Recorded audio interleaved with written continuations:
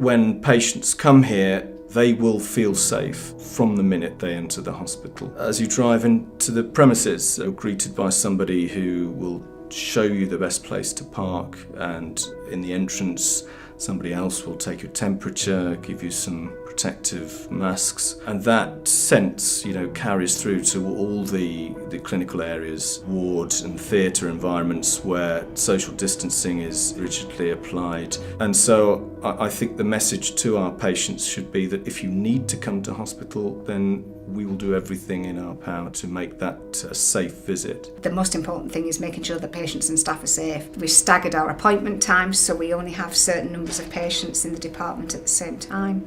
We have rearranged our waiting areas so we can separate patients.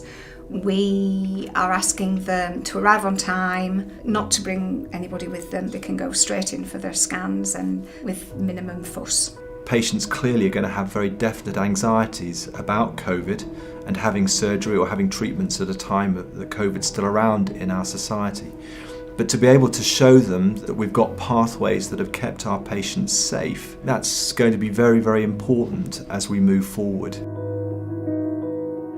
Clearly it's been challenging times, but out of challenges comes innovation. We looked at the infrastructure of our hospital so that we could separate patients in respect of whether they're an inpatient or an outpatient. Simple things, so video and teleconferencing for our outpatients. And I think that innovation is here to stay, and we've been absolutely so proud of the team and what they've done to be able to provide the patient care that we have done. We have impeccable infection prevention standards, and those standards we have fully embedded into all of our workforce. So this hospital has gone through a significant transformation.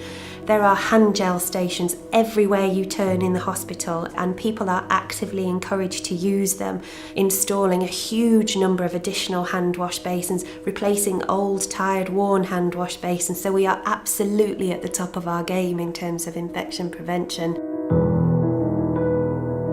Ultimately, you want what's best for the patient, and for some patients that will be perfectly fine to do via a telephone or virtually, but for some patients, for their best outcome, you will need to see them face to face and do some hands-on treatment with them. But then we're in our full masks, visors, gloves, aprons, and there's a very set system of where the patients go and their entrances and exits. I think we all felt that we were doing something useful and worthwhile. I think everyone's risen to the challenge amazingly, and I'm really, really proud to work here. As we come out and we start to de-escalate, exactly what we want to do is be able to bring our patients back to the hospital, those who have been waiting, those that are apprehensive, because clearly the requirement for them to have their operation hasn't gone away. So I would say to people, we have a safe environment for us to be able to deliver that quality care that they need.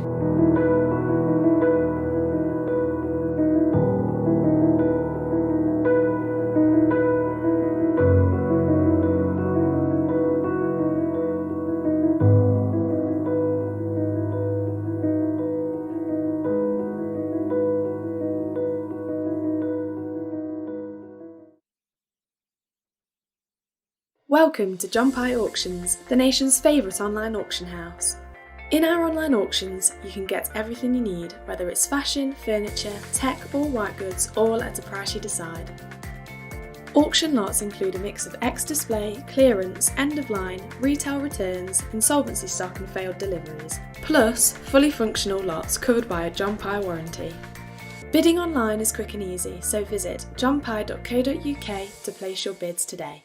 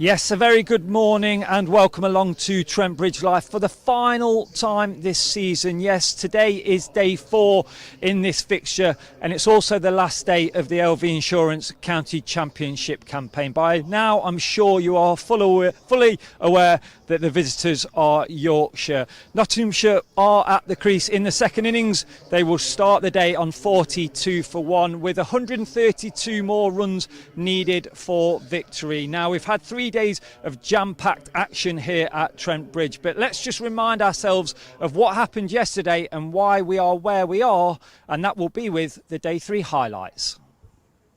Superb lithe 150 holds Notts back.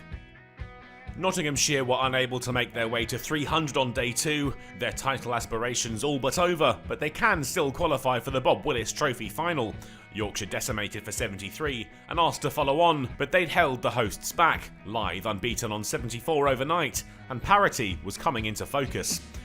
Lithe lost his partner early on day 3, fraying out LBW for 3 to Hutton, a good start for the home side. But that didn't seem to put off the former England opener. With Brooke at the other end, he struck up another effective partnership. And then with 2 off the back foot, he picked up an excellent 100, scored from 230 balls. Nottinghamshire was struggling to build on their early momentum. The 5th wicket pair had found their feet. Brooke especially effective, as Fletcher was pumped to the ropes 4 times in 1 over, the visitors now within single digits of their hosts. That soon became a lead with another Brooke boundary, and he didn't stop there. The duo were worth 50 soon. They'd faced 98 balls together. Hutton was sent to the ropes 3 times in an over by the number 6 as the session wore towards lunch. And another off the same bowler took them to 250, and Brooke into the 40s. Yorkshire 29 runs ahead at lunch. Brooke, though, couldn't convert. Too tentative after the break, and Patterson capitalised. A comfortable catch for Hutton in the cordon. Despite his departure, Yorkshire continued to look serene. 300 up thanks to Thompson, and while boundaries were hard to come by, the pair were going at a decent rate. The 6th wicket duo were worth 50 off 108 deliveries, Nott's frustration growing through the session. Stephen Mullaney separated them shortly before tea, their partnership worth 74 off 183 balls when Thompson departed for 31, caught by Duckett. Yorkshire reached tea a few overs later, their lead now up to 118, the visitors enjoying another great session as they look to hold off Notts. Another boundary after the break took Lithe to 150. Some excellent batting rewarded even further, but could he stick around through to the close? Sadly for Yorkshire, no. His innings came to an end on 153, out caught behind to Everson, a window opening now for Nottinghamshire before the end of the day. Hutton took the opportunity, Dom Bess out trapped in front for 8, and Duke 2 would fall, another for Hutton, out LBW for 7. Yorkshire down to their final wicket with the lead just 146. Revis was now doing the heavy lifting for the final wicket pair. He was trying as hard as he could to help Yorkshire to a competitive total. The target would be 174. Revis out for 34 to Patterson. Yorkshire's resistance finally broken with time left in the day. There simply aren't enough superlatives left to describe Adam Lithe. This knocked the latest in a long line of impressive innings for Yorkshire. He'd worked incredibly hard for it and deserved every single run. His efforts belied the idea that his side had little to play for. Pride was plenty. The target looked achievable for the hosts, but Notts were knocked back early on. Hamid out caught by Lithe off code for 4. Duckett joined Slater and made sure that the first wicket would be the only one in the evening session. Their partnership ticked along nicely following the opener's departure, and it was up to 33 at the end of the day. The score, 42. 132 more needed on day 4 for the win. With Lancashire's win against Hampshire, Notts' chances of reaching Lords are slipping away. They can only control what happens here at Trent Bridge. Their focus will be on winning the match and then seeing what happens elsewhere tomorrow. So as you saw there, a much better performance by Yorkshire there, and especially a round of applause and a fair doff of the cap to Adam Lithe there. 153 from him, a real star in that innings there. But from a Notts point of view, the bowlers can do no more. They have done their job this season in the county championship. So let's just take a look at just how well they have done. And the man at the top is that man Luke Fletcher. 66 wickets for the big man this season. He tops the charts in the LV Insurance County Championship when it comes to bowlers. But also let's just take a look at the other lads, because they've done a fantastic job. They've all worked hard this season. If you look at Dane Patterson, 54 wickets, his first season here at Notts, and he's gone past that milestone for him of 50 wickets, 54 for him. And then the Titanic trio is made up of Brett Hutton as well, 29 for him. But then let's not forget the others. They've all played a crucial role in taking those wickets and at important times. Liam Patterson-White, 24. Let's not forget Stuart Broad. He had a massive impact at the start of this season, 23 for him. And then Joey Everson on 14, and not forgetting also Lyndon James, who is also on 14. But I'm sorry, Lyndon, I couldn't fit you on the graphic. But you got 14 wickets this season as well. Well done. They've really had a massive impact. But congratulations to the Bulwell bomber, Luke Fletcher, top of the charts.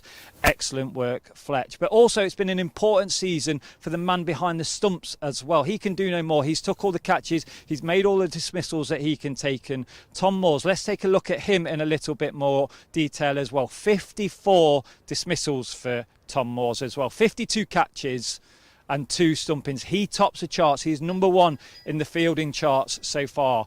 He leads that by 1, and with all due respect, he's going to end number 1 as well. So it's been a fantastic season for Tom Moores behind the stumps. It's not easy in England with the red ball. It does swerve, it does move about. So really well done for Tom for becoming number 1 in the fielding charts as well. That's something that he should be extremely proud of as well. So as I say, the bowlers, they can't do any more. It is down to the batsmen today. 132 runs are needed. Ben Slater, Ben Duckett are at the crease. Notts are 42 for 1. There's plenty of overs in the day. The weather, it looks all right. So really, the time isn't an issue really. It's all about can Notts get over the line and secure that victory, and what a victory it will be. Yorkshire, as mentioned by Paul Franks yesterday, they are a side that in Division 1, a benchmark, shall we say.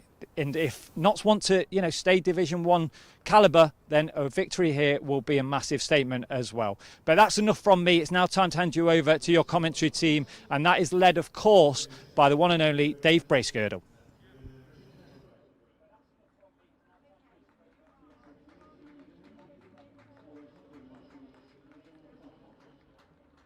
Many thanks to Aaron for just giving us a wonderful preview there to the final day of the County Championship season here at Trent Bridge. That's if you've been following on the live stream, you'll have been with Aaron for the last 10 or 15 minutes, catching up on the highlights of yesterday and just looking at all the statistics and what it basically means with regards to the outcome of this game. If you're following us on the BBC Sport website and app, a very, very good morning to you. I'm Dave Bracegirdle from BBC Radio Nottingham, and for the last time this season in the County Championship, tears, we're going to be here at Trent Bridge. Notts finishing this season with a home game, and a tough old home game that did seem at one stage perhaps if we might get a 2-day or an early 3rd-day finish. It's turned on its head somewhat thanks to that magnificent century by Adam Lyth that Aaron was talking about there, and that brought a big smile to the face of my chum sat to my right, just wondering if this cloud cover this morning might just help the Yorkshire seamers come back and come from behind us in a sense and pull off a victory. Very good morning for the first time today from BBC Radio Leeds and the Yorkshire stations to Jonathan Doidge. Morning Brace, morning everyone. Yes, you can wear what you like today, bring in your favourite game, and we might even get an extended playtime by the looks of things. Probably 6 months and a couple of extra hours than we maybe want as well, because it is that end of term feel about things, isn't it? Always that tinge of sadness when we come to the end of a season. I started here with you. My first day as officially in the job was back in April of 2019, big fella. Was it? Yep, that was my first day, and here we are, the last day of 3 seasons later, covering this one together. Yeah, you see, you won't remember that because it's just another day for you, but it was my first day. Just another day. DT was around and Aggers popped in the box, if you recall. I bet you thought it was always going to be like that. But it's always been fun, as it was from day one. Who knows, we might have a bit of fun here on the final day.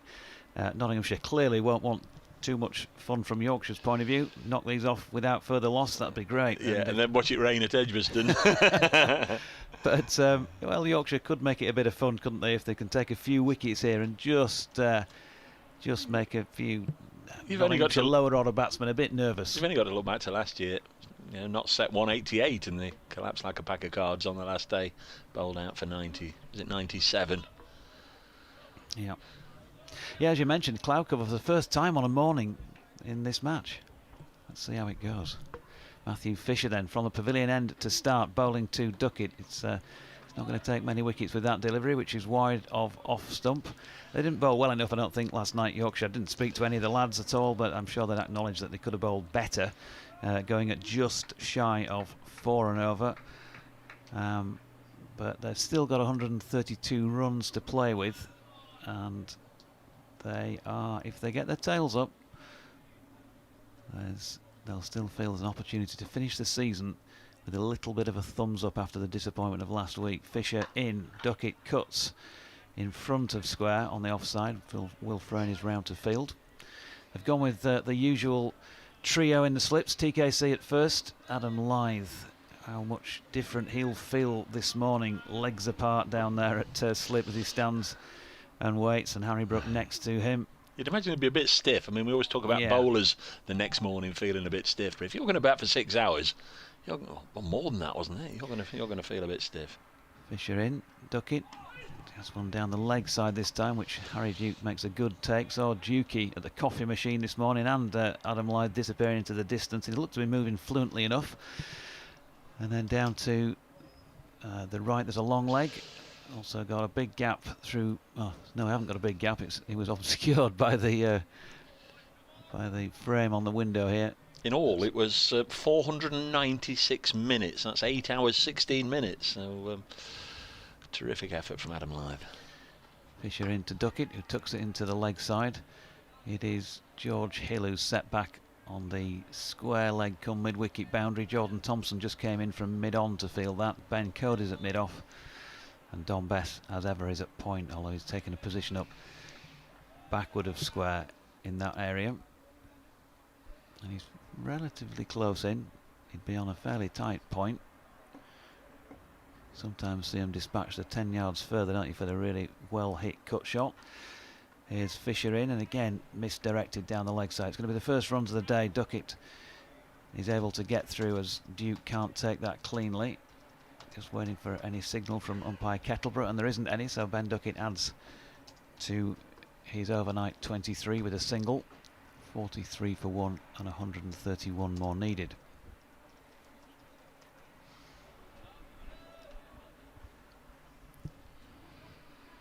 So it should be today where you're finding out who your teachers are for next year, where you're going on your summer holidays. You remember those at the last day of term? Oh, yeah. Bring in your favourite game. So there's always somebody who brought in Mousetrap or something like that back in my day.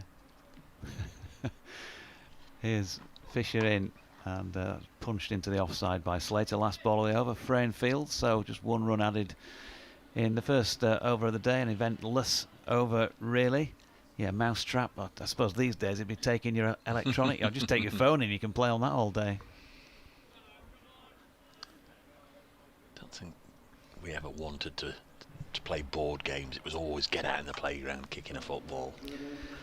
That's sort of the memory. Going to be the Yorkshire captain, Ben Code, who personally will be hoping to turn this around this morning and lead Yorkshire to victory. We don't really think he's auditioning for a job that is currently available, but certainly if you're handed the responsibility of captain aside with the proud heritage of Yorkshire, be it just on an occasional ad hoc basis, you want to do your level best to try and guide the side to a win. I think he's had a pretty decent game. Yorkshire only really lost it, if you like, in this match with that first innings batting performance, and of course he certainly wasn't culpable coming in at number 11. So here he is with ball in hand round the wicket, bowling to Duckett, who just drops this on the leg side. One or two people asking what I expected to happen this morning, and perfectly honest, they asked my opinion, and I'd give it. I think if Duckett stays there for any length of time, not stroll this before lunch, if he goes,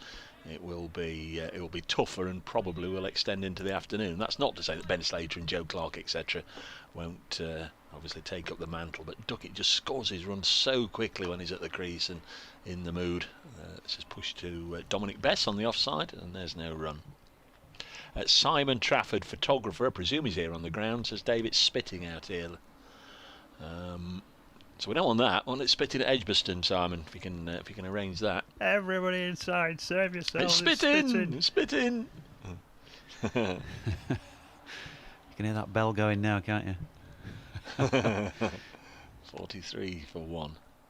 Must be very, very light if it is.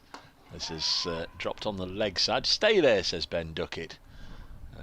Will Frayne doing the fielding. Might have taken a run, but no need for any silly half-chancey singles at this stage of the day. We've had one run out in this game, a direct hit, and I struggle off the top of my head to remember another one this season. I don't know about you. There's not been that many of them this year, certainly in the Nottinghamshire games. David Willey, a spectacular one against Northants, I think it was. There's Code. This is pushed out into the offside, and you know the irony of Notts getting a rare run out was, of course, it was the sub-fielder Calvin Harrison doing it. I say Northants before you start to message in and say Doidgy, you're useless. It could have been Sussex. It was at Headingley anyway, and he knocked the stumps flying. I can remember that much, and it sort of turned the game. So that was a vital, brilliant piece of fielding.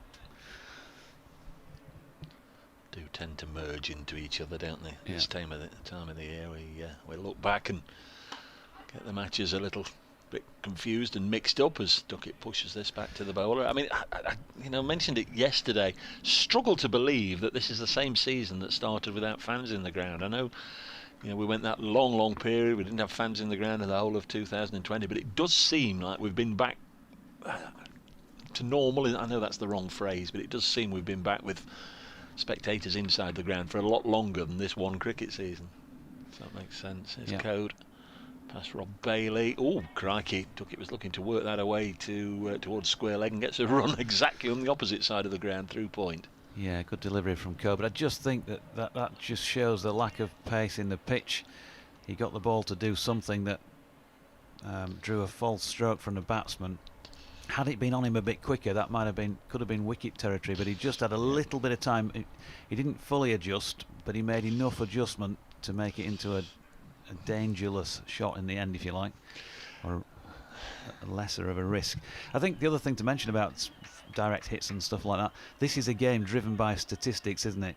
I was introducing a very well-known former England Test batsman recently, and I said in the intro for him, you could talk about his stats all day, and I reeled off the basics, but said, sport cricket is about much more than that. Here's Fisher in and Duckett working nicely to leg this time. George Hill coming into field, they get a single. And if you've got the stats column, you've got overs, maiden, runs, wickets, average, economy rates, you've got runs per ball, batsman score, how many boundaries they hit. But what you don't get is brilliant piece of the fielding. You don't get a little box for that at the end of the season where George Hill saved a fantastic 2 or 3 fours in a match, or David Willey knocked the stumps out, or Jordan Thompson took a brilliant catch. You just get catch. You just get stumping for Harry Duke or Johnny Tattersall as Fisher's next delivery is across the face of Slater and there's no run. And there are many more things to this game than those mere statistics, which, as I said when I was making that introduction, you still have to have those on the board to justify your place. But there are so many more facets to cricket that make it such fascinating and fantastic watching. I feel an idiot now, not for the first time, because Nick Morella's reminded me about Luke Fletcher's magnificent season with regards to run-outs. More in a sec. Here's Fisher in, that's over pitched and dealt with by Ben Slater, so he's starting to get going with a lovely square drive for 4, 19 to him, 49 for 1, and the requirement now at just 125 more to win. In his own words, I think he said afterwards, I don't think I've ever run anybody out in my entire career. We went to New Road very early on, Worcestershire, and a brilliant pickup, not too dissimilar to what we saw from Calvin Harrison in this match, but Fletch picked the ball up on the Cathedral side of the ground and threw down the stumps to run out Brett D'Oliveira, and crikey, you think, well, that's as rare as Halley's Comet. And then in the next match against Derbyshire, somebody pushed it to him at mid-on, and he executed another one. So lightning does strike twice. But thanks very much, Nick, for reminding me of that. And yeah, just saying seasons merge into each other. I'd forgotten it was this one, but thanks for your contributions this year. Also on the stats count, Brace, you never get dropped catches, so you caught 10, dropped 3 or whatever next to it. This one's edged and must have gone down because Yorkshire aren't celebrating. Ben Slater is slapping his bat against his pad. Now, is that down to the keeper or down to Tom Kohler-Cadmore? It was nicked, and it looked for all the world to me it had been taken cleanly, but Yorkshire didn't celebrate, so somehow, somewhere, some way, it's gone down. Yep, Harry Duke's gone across Tom Kohler-Cadmore by the looks of it. Now, did he pull his glove out of the way or did he drop it? Well, you want to see that again, don't you? I was going to say neither on the replay or in real life did I actually see where the ball went. Yeah. If you're going to go across first slip, you have to take it as the keeper. I thought he'd got it in his left glove. It looked like it was straight in for Tom Kohler-Cadmore, didn't it? 49 for 1 it remains. It's through to the keeper. I tell you what, we're in a normal commentary position, windows wide open as normal, and I don't know how, but there was a little spot of rain just blew in and onto me. But I can't see anything, and I don't think it's going to be anything that's going to trouble the cricket. So a life for Ben Slater there on 19, and he knew it had gone down. He was furious, absolutely slapped his pads with his bat in disappointment at what he'd done, been lured into having a nibble. Slater has 19. Fisher bowls, and he'll steer this away, will Ben Slater, for a single, and that will bring up the 50. It's one of those, isn't it? 50 for 1. The crowd clapped just out of habit, I guess. Cricket ritual. When a side gets to 50, we'll give him a bit of a clap. It doesn't mean anything. No points up for grabs, even in the first innings, let alone in the second. But we'll give him a clap for getting to 50. But in this particular contest we're watching, it means Notts require 124 more. A chance in that over for Fisher that went down. Harry Duke, who ironically took 6 out of 6, I think, in the first innings, didn't he? Dived across Kohler-Cadmore and couldn't hang on. Yep, you can get in touch with us, by the way, at Brace Cricket, at Jonathan Doidge, or BBC West Yorkshire Sport at gmail.com. You might want to, on the final day of term, give us your thoughts on the season for your respective counties. You've probably done that already on several occasions anyway, but if you want to have one final say as Code comes in and bowls to Slater, who drops this out into the offside where Bess is round to field and there's no run. You might want to tell us what your favourite game is that you are bringing in on the final day of term today. Paul Wright was thanking us for our commentaries, Brace, earlier on. And he congratulates Kev Hand here on winning Division 3. They'll be dancing around the streets of St John's Wood, Southgate, Uxbridge, Radlett and Merchant Taylor School tonight. Yeah, I saw it. I absolutely love that. Terrific. He takes it all in good humour, does Kevin Hand. Here's Code in again, and Slater, having survived that drop in the previous over, solidly behind this one. It had been a little bit of a habit, which I say habit. The champion county during October or November get invited to Buckingham Palace to meet the dignitaries there and formally be presented with the county championship trophy and the medals. Here's Code. Lovely looking shot here. Forces this through the offside for 4. Does Slater, moves on to 24. I was very fortunate to go in 2000, and I know the counties that followed went. I know Cali went a couple of times with Yorkshire invited to the Palace, but in 2016 they didn't invite Kevin Hand when Middlesex won it, and he's been absolutely, understandably disappointed about it ever since, and he's always had a little bit of stick. Martin Emerson, who's been a couple of times with the Durham team when they won the championship, never fails to let him. So cheekily this morning, with him saying they're on the brink of the Division 3 title, I said, I hope you get your trip to the Palace this year. There's Code bowling to Slater. pushes it out onto the offside. I seem to be doing both ends at the moment, don't I? Yeah, I was doing the far end, and I think I might have got mixed up doing a ball from this end. So you carry on, you crack on, lad. Paul does follow up, by the way. It's saying that read the commentaries. It comes across as though you're all having a great time. It's the cricketing version of Mortimer and Whitehouse gone fishing. Isn't that a great programme? Have you seen that? I love that. About 5 minutes of it. Absolutely love that. 55 for 1. Here's Ben Code. Bowling to Ben Duckett, who's on 26. A little play and a miss at that. In a couple of weeks, going down to the old Smoke, that there London town. Hopefully I'll be going a little earlier if things turn out well for Nottinghamshire today down to London. But the week after I'm going back to London, and I'm hoping to see Paul Whitehouse, and I say hoping to see because he's in that Only Fools and Horses, isn't it? I'd love to go see that. Yeah. Well, we've got tickets for that, but it's always that one of those that occasionally the leading artists have a night off, don't they, in the week? As Code bowls and it's defended. I think he plays Grandad, and I presume there's an understudy, so 1 or 2 performances a week. Fred Bloggs will play the role of Grandad. So, as I say, I'm hoping to see Paul Whitehouse. Very much looking forward to seeing the Only Fools and Horses, the musical in the Big Smoke in a couple of weeks' time. Yeah, fantastic. Funnily enough, only this morning when I saw it in the bathroom in the hotel room I was in. There's a little shower cap as usual, and normally it just says shower cap on these things, doesn't it?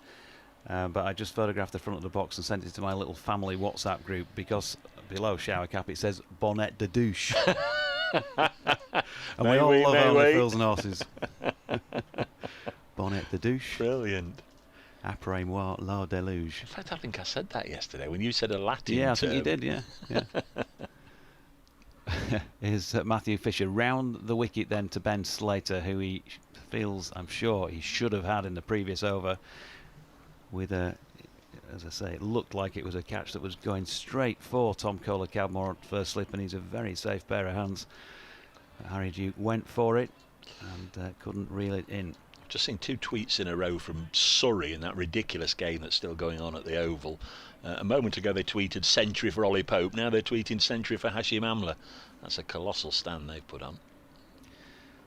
Fisher in, good delivery this time, and has the beating of Slater, who has a flick at it and then swishes his bat in disgust with himself. Neil says it's been a thoroughly enjoyable. Why are some words more difficult to pronounce than others? It's been a thoroughly enjoyable spring/summer listening to the commentary and watching the streams. You and the rest of the guys around the county circuit do a magnificent job. Roll on 2022, up the Yorkies, and come on you pies. Neil in Belfast. I don't know whether I should be reading that in a Belfast accent or a Yorkshire accent, Neil. Fisher in, and Slater pushing up to mid-off, no run. Now, we all love a good pie, but come on you pies. The thing is it Notts County or is it Newcastle United? Or is he just a lover of a nice steak and kidney? Could be it.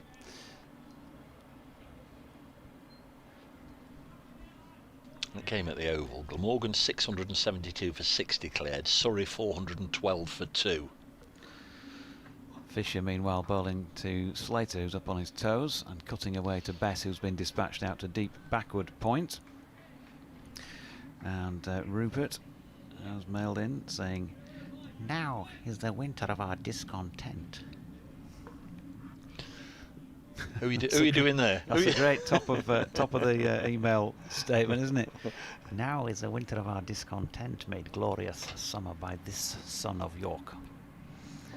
It's a shame Shakespeare was from the land of the bear and the ragged staff. Best wishes for the winter. Thanks for all the commentary, he says, as Duckett drives into the offside. Oh, in fact, he's just blocked the entire whatever. What do you call that? The passage is not that word, is it?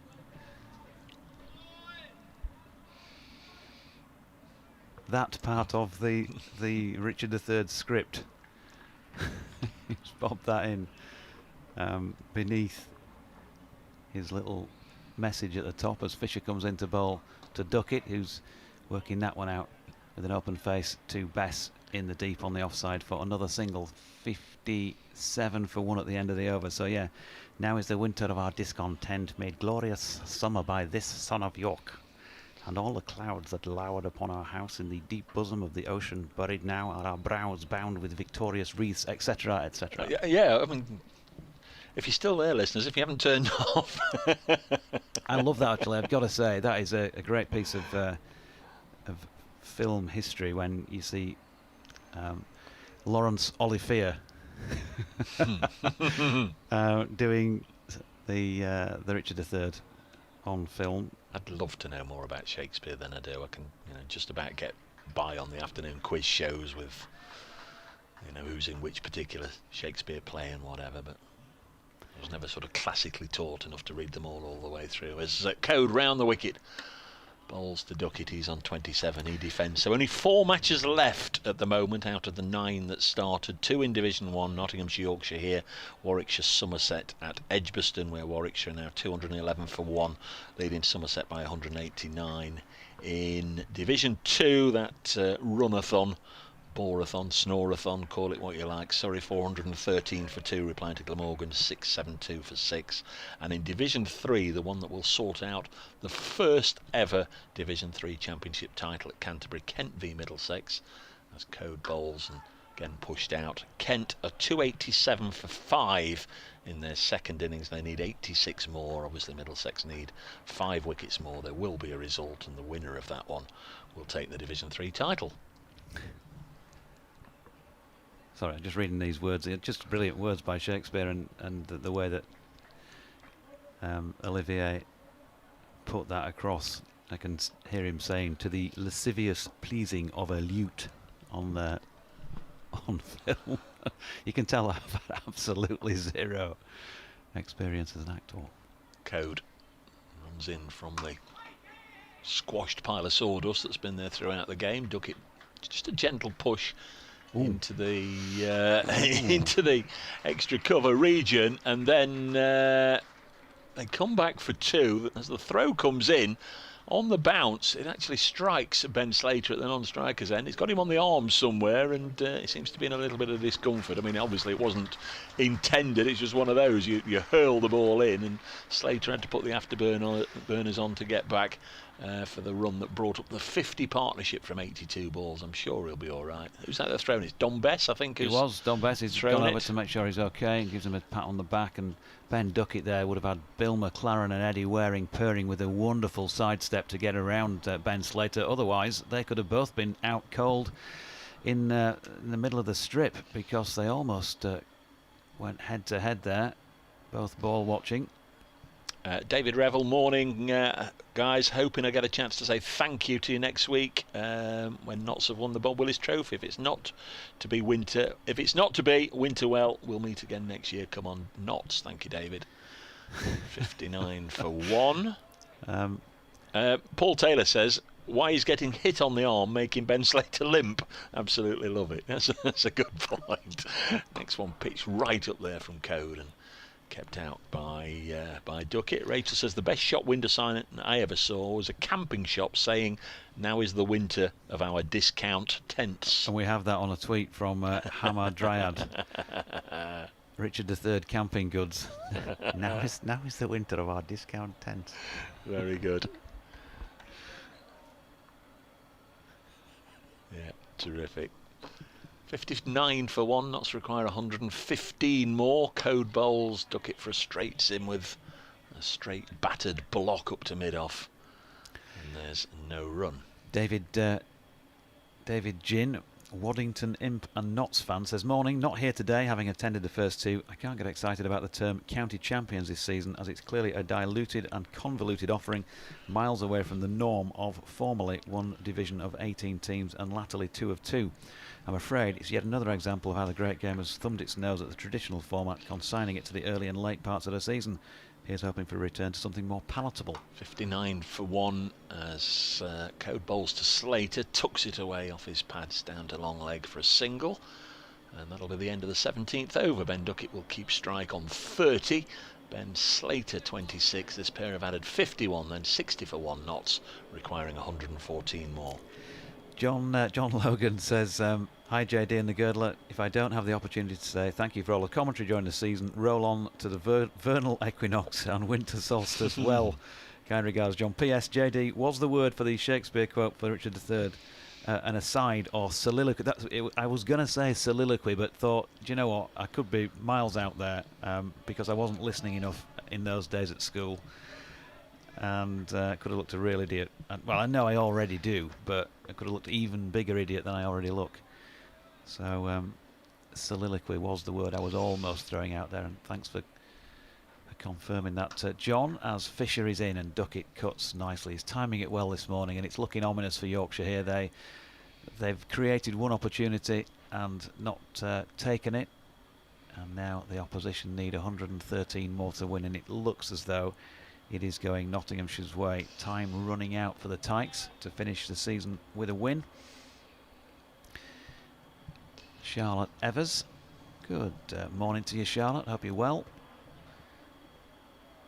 Did a great quiz for Adam Lythe's benefit evening the other week after I'd asked him a few dodgy questions.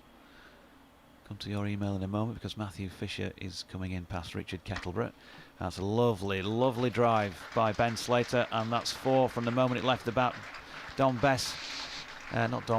Will Frayne had about 40 yards to make and was unable to cover that ground before the ball got to the boundary. 30 now to Slater, 65 for 1 and just 109 to win.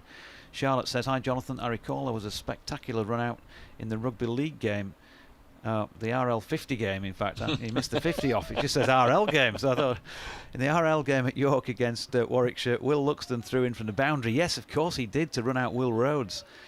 Thanks for all the cricket supporters for the wonderful commentaries this season. Looking forward to hearing you speak. Of course, I am at the Yorkshire County Cricket Supporters meeting in late November. Fisher into Slater, who pushes up to mid-on where Thompson fields, and there is no run. If you'll still have me, that is, Charlotte, of course, after some dodgy attempts at Sir Larry this morning.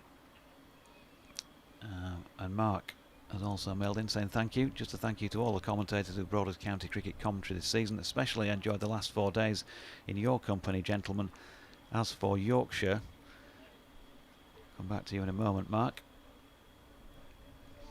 Fisher coming in again to Slater, who drives nicely this time just to the offside of straight. Again, a beautiful shot by Slater. He's just timed that superbly, and no chance for Ben Code at mid-off to get across and stop it. 4 more. 34 to Slater, 105 to win. Looking to get this done and dusted, aren't they, this pair? Looks like it. So Mark says, as for Yorkshire, the message is the same as it's been for the last 4 seasons. We need some improvements in our batting, especially first innings. May you winter well, says Mark in Castleford. P.S. Well done to Cass for winning the Yorkshire Premier League playoffs at Headingley last Saturday. Indeed, well done, Cass. Had an email sent in via Radio Nottingham from Vic, sitting here in my reclining chair with my broken ankle in a cast, watching your excellent stream from Trent Bridge, hoping for a victory for the mighty Notts. Thanks for all your efforts. Super coverage. Fisher in, and that's turned to leg by Slater. Ben Duckett has itchy feet, but he's been sent back in time by his partner out there. I would have thought that you'll be seeing a fairly early change now, bowling wise for Yorkshire. Try something different, see if they can get a breakthrough, maybe revert to this pair. If that breakthrough comes, if there is any swing, you'd think that Jordan Thompson and George Hill might be able to get some of that, but then again you'd think Matthew Fisher would as well, and he's just beaten Ben Slater past the outside edge. He's frustrated his fish as ever when he's not taking wickets, and he stomps off to contemplate whatever it is he's contemplating at the moment. His ill luck, perhaps, at not getting that wicket that he created the opportunity for a couple or so overs or so ago. 69 for 1, 105 more to win for Nottinghamshire, and still an unlikely looking now 9 wickets for Yorkshire. Warwickshire have added 50 runs in around about half an hour this morning, so they lead Somerset by 203, still with 9 wickets left. Rob Yates 95 not out, Will Rhodes 62 not out. So that Warwickshire lead, as I say, 203. I don't know where we'll go with guessing their declaration. They're probably leave Somerset 270, 280 if they can rattle on as Code comes in to Duckett and he defends, and then have maybe half an hour and 2 then full sessions to try and bowl Somerset out to win the championship. I reckon that's too many. If you really want the team to go for it, they're not going to get that many in two sessions and a half an hour of championship cricket. Well, we're talking of run-outs, and right on cue, Will Rhodes run-out, 62, 225 for 2, that lead of 203. I think they've got to ask them to go for less. Give them a little more time, make it properly enticing. There's Code around the wicket, and this is pushed to mid-on, and Ben Duckett... right, it's pushed to mid-on. I think Ben Duckett thought it was through the fielder and away for runs, came charging down. Ben Slater took a couple of strides, then Duckett saw that it was going to be fielded by Jordan Thompson, yelled no, and he had to make his way back as Thompson underarmed it down to the far end. No power in the throw, but it did hit the stumps. A very long-winded way of saying it was a dot ball. Yeah, I know exactly what you feel like there, because sometimes lots happen that it takes a while to describe what you've just seen, doesn't it, for it to unravel all the different facets to that little passage of play. School children have been promoted. We've got a load in, but they're in the Smith Cooper stand today. This one into the pad, I think, going down. I wonder if these are the same lot that were in before. I know they've got the green sweaters on, but is it different class maybe? Are these the glory hunters that come in for the final day just to see Notts knock them off? If you know, folks, who are the school children here today, which school they're from, or if little Johnny has come to the cricket today and you want to give him a shout out, let us know who they are, and we'll be very, very pleased to give the school a name check. But lovely, absolutely lovely throughout this game, throughout the week. We've had different school parties in watching the cricket, and it's great to see them. Next ball has gone through Slater's tentative forward prod and into the gloves of Duke, and that's a word I've always struggled to say unless I say it as slowly as that. Tentative. Yes. Solicitor and scissors always they're struggles for me, but fortunately we don't have many of those on the cricket field. Tentatively. Yes, are these the glory seekers? Are they the sort of Notts County fans who become Nottingham Forest fans when they're doing better in the table? You know the type. Or are they just loyal Nottinghamshire supporters? Next one's worked onto the leg side, fielded by Jordan Thompson, but a single is taken. 71 for 1, Duckett onto 31, Slater onto 35. How many kids do you see change their allegiance? And I bet we all know loads of Manchester United fans who started supporting them at the beginning of the 1973-4 season, of course, when they went down. They've supported them since that moment, you know. And then they've taken the bad times straight away, and they've gone through the glories since then. You try following the Miami Dolphins from their glory years in the 80s. Talk about 30 years of hurt. It's nearly 40 years of hurt. Lovely delivery here through to the wicketkeeper. 71 for 1. Rachel said there's a red group. A red group. Oh, they are. They are, Rach. Thank you very much. Just shows how unobservant I am. There's a red group in the Hound Road stand, and don't they look magnificent from here? It does look like... well, a Liverpool team squad photo. They're all in that colour red, occupying 3 rows or so. But thanks very much, Rach, for telling this complete idiot that at the other end of the ground there's a whole bunch of school children dressed in red that I hadn't observed.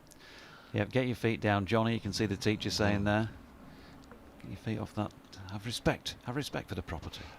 Anthony says, hi Dave, Shakespeare. I've always thought the speech from Macbeth could also be applied to the end of a 4-day match played on a flat dusty pitch which has no effect on anything. Fisher in, and that's cut by Slater for a single.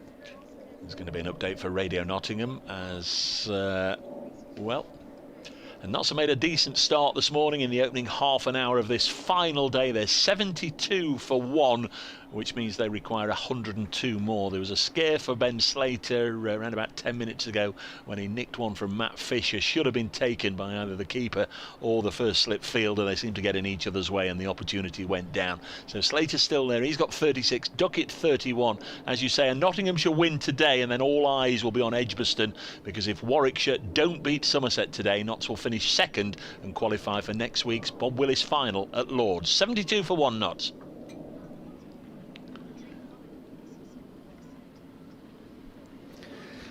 Morning JD and the Girdler, says Lily. I've enjoyed watching Yorkshire's younger players this season. Glad that Adam Lyth finished with 153. The catch was going to TKC and Harry Duke dived across him and I think he put TKC off, so he dropped it. Yorkshire need to break the partnership, goes without saying. And Lily thankful for our commentaries throughout the season. Thanks Lily. As Matthew Fisher coming in round the wicket past umpire Kettleborough. Bowls to Duckett. Good delivery. This angled in, holds its line. Duckett will say he pulled the bat inside the line, but not sure he did at the point he went by. That must have been lastminute.com, wasn't it? The old school children coming along today, really, because obviously, as all cricket followers know, there's never any guarantee that you're going to get fourth day play, but they'll have been delighted, won't they? Morning out of the classroom down at Trent Bridge. Fisher halfway through his 8th over, bowling to Duckett, who drops it out into the vacant area through point, which sees Bess come round to field. Batter, says Dave Pitton, I think it is. My codpiece, he says, always thought it was a pathetic name.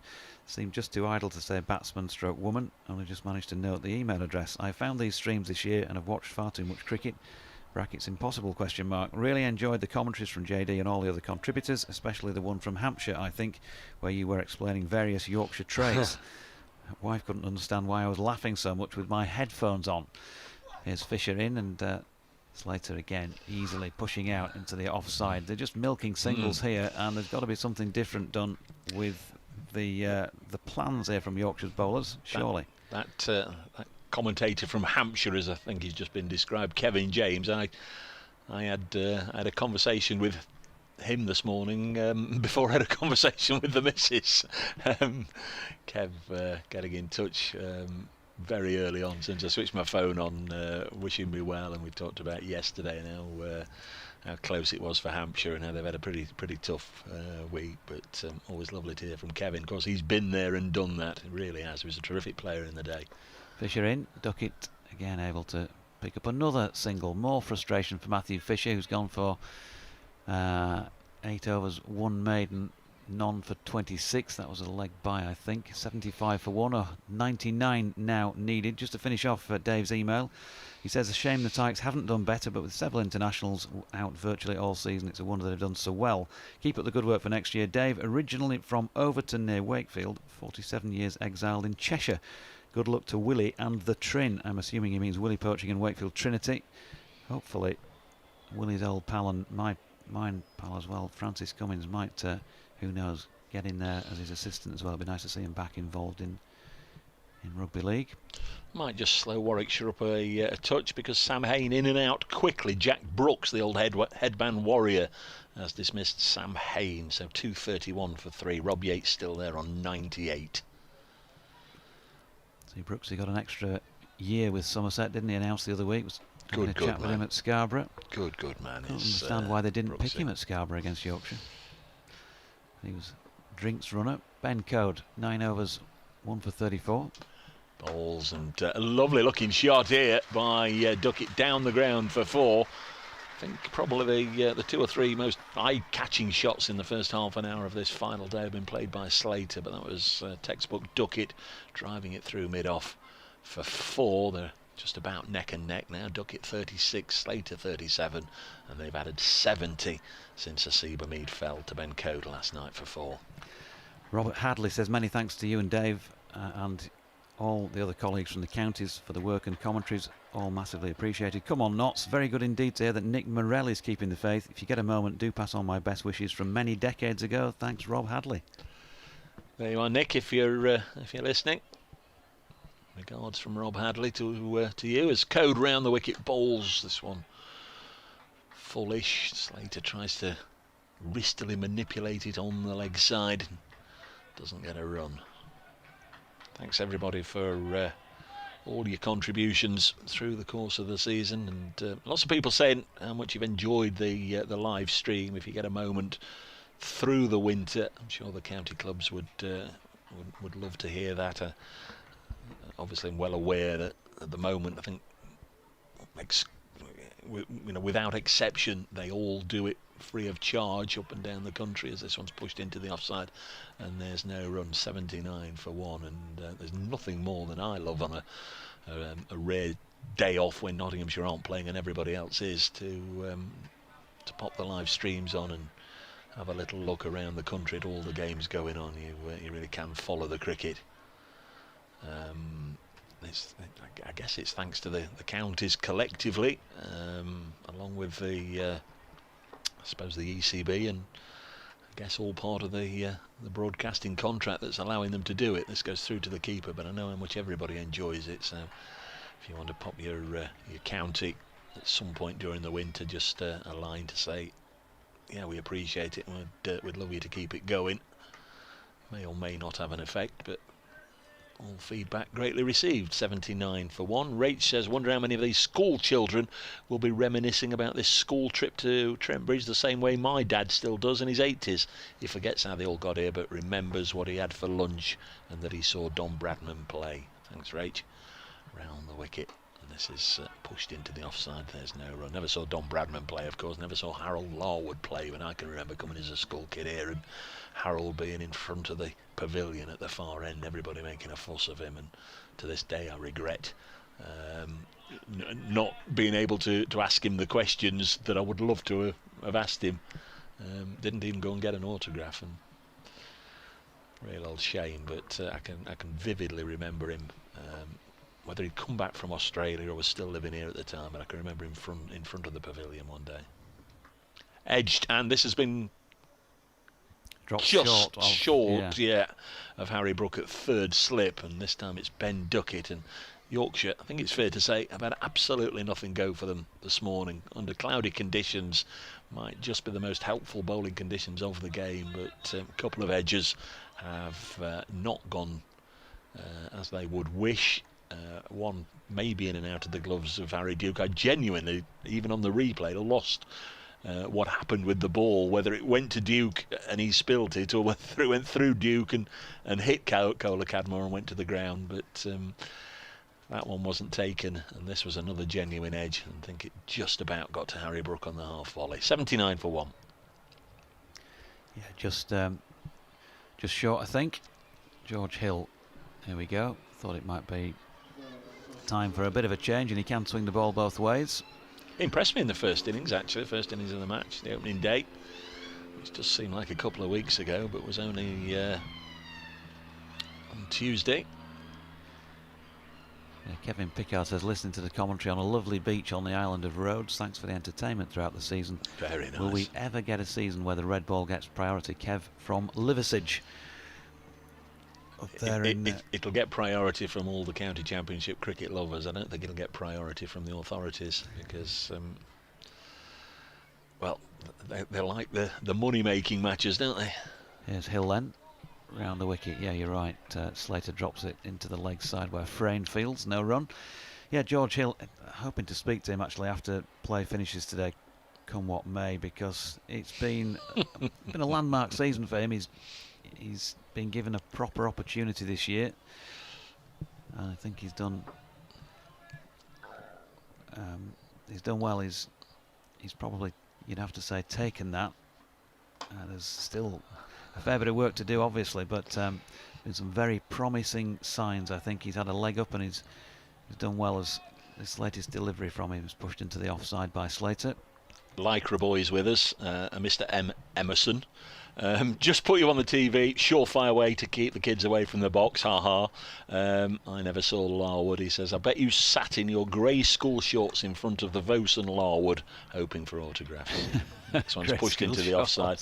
And Simon Trafford says, I did manage to get both Larwood and Vos's autograph here in 1977 when they came. Was spurred on by my dad to do it. Envious, Simon, envious. Hope you've still got them, and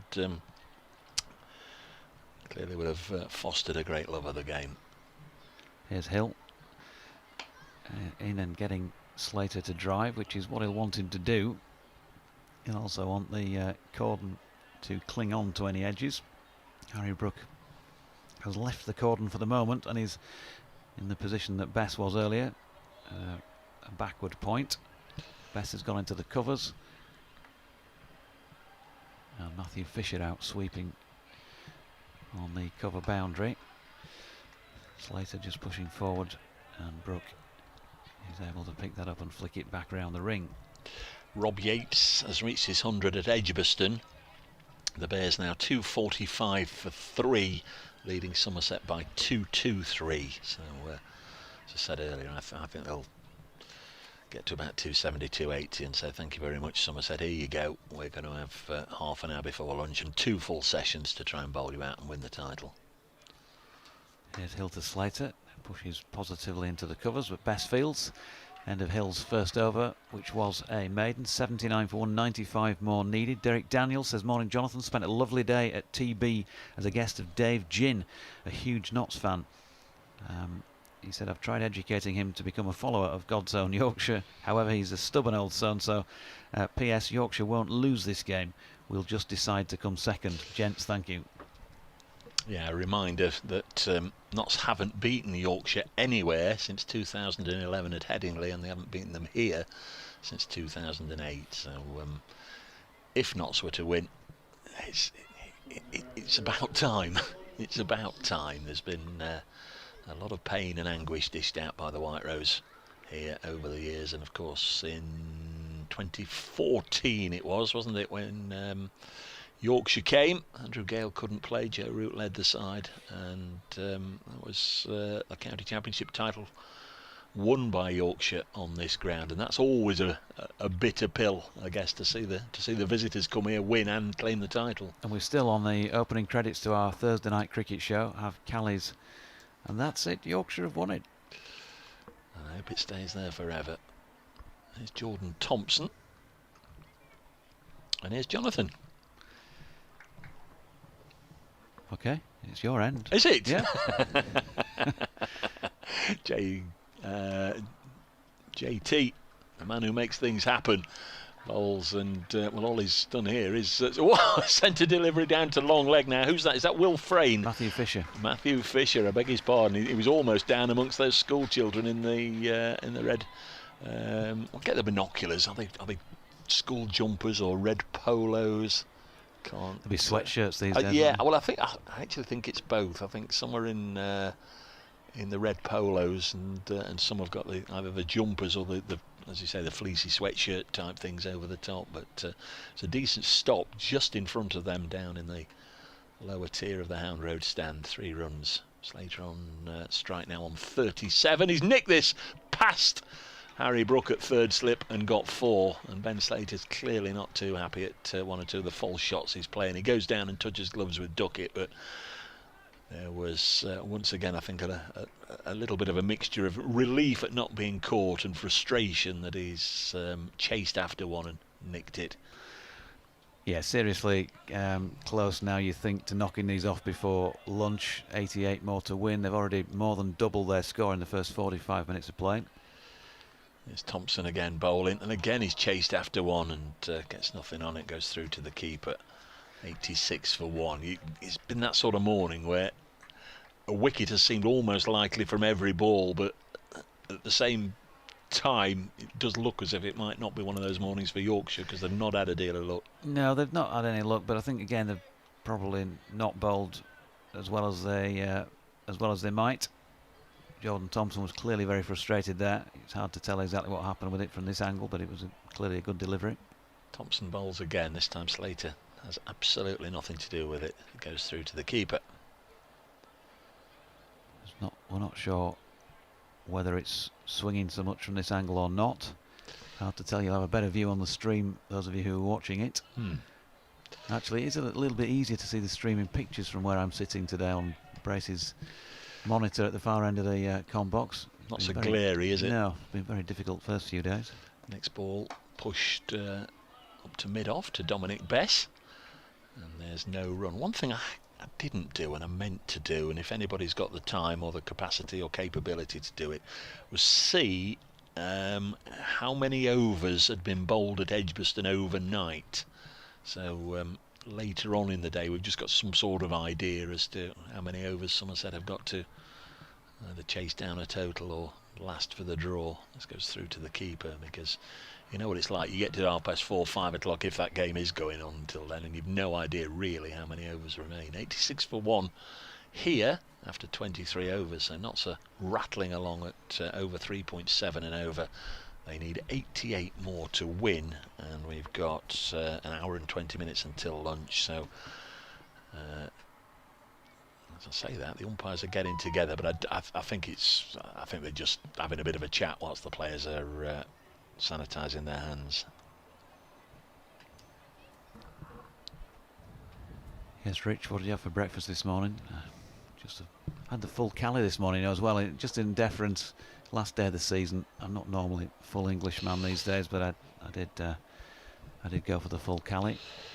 Cheers, folks. I've already been sent a scorecard which tells me how many overs remain in the day there. So that's just for my own amusement. If later on in the day things might just be pointing towards perhaps not qualifying for the Bob Willis Trophy, but that's still a way off, but a little bit closer now as Duckett forces us into the offside. We keep doing this. After you, so no, after you. Anyway, it was a single, and it was out to Matthew Fisher. Yeah, frustrating morning for Yorkshire, but I think they'll know. They won't give up, but they're halfway there now, Nottinghamshire precisely. 87 for 1, needing 87 more to win. And they would have liked A, that first Ben Slater wicket, and just B, I think, just to ask a few more questions this morning. Just not quite on the pace. George Hill, though, is firing that one in at Ben Slater's stumps, and he's going to possibly get a little bit more joy in doing that. And even in defeat, if they can take 3-4 wickets with them in these closing stages here. Again, more of a feel of making a game of it, as they did when they put some runs on the board in the second innings. Slater pushing this one out into the deep again to the sweeper and giving him a single. And you're wondering, I know there's been a lot of boundaries and there's been a lot of criticism of that in the last few matches, too many boundary balls.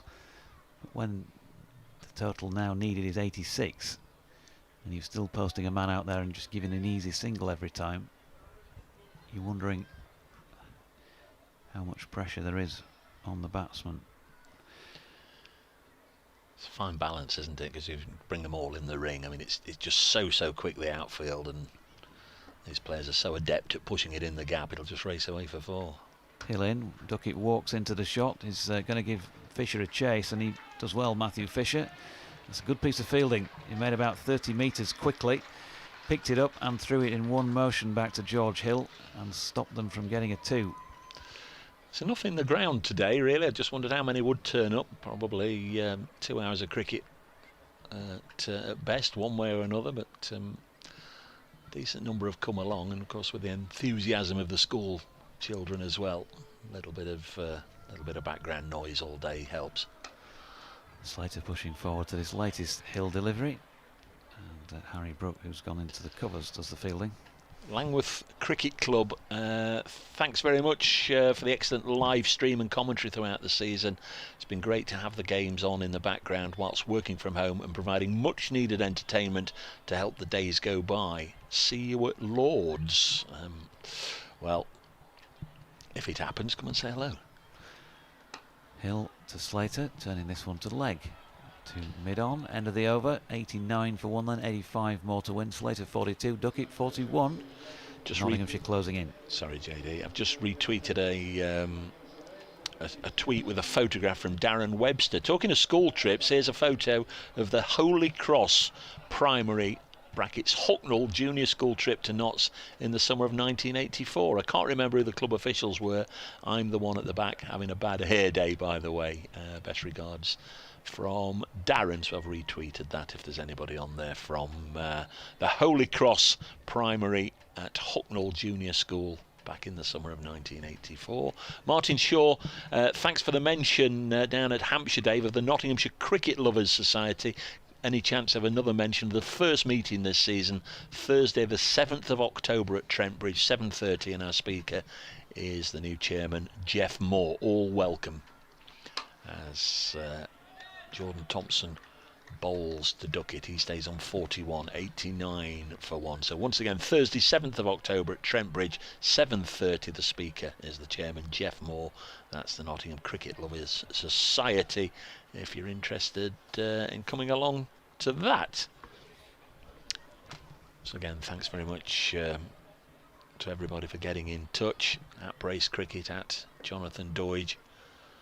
JD's got an email address as well that I can't remember because I'm an idiot, as this one's punched through mid-on for 4 by Duckett, slightly over-pitched by Jordan Thompson, striving to get it right up there and perhaps get a bit of swing, but Duckett's played a nice shot, moves on to 45. It's 93 for 1. Yeah, the first 54 minutes of the day's play have yielded 51 runs, and the home side well on their way to victory now.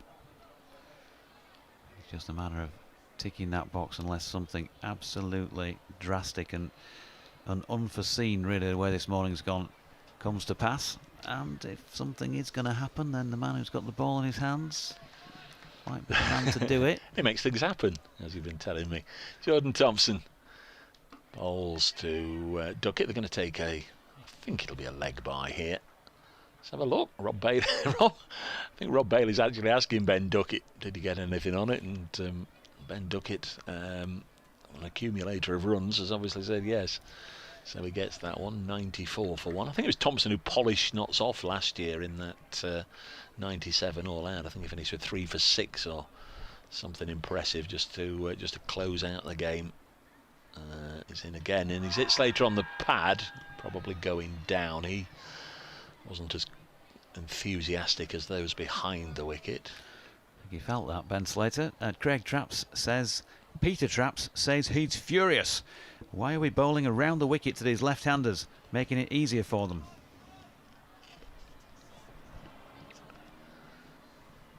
.94 for 1.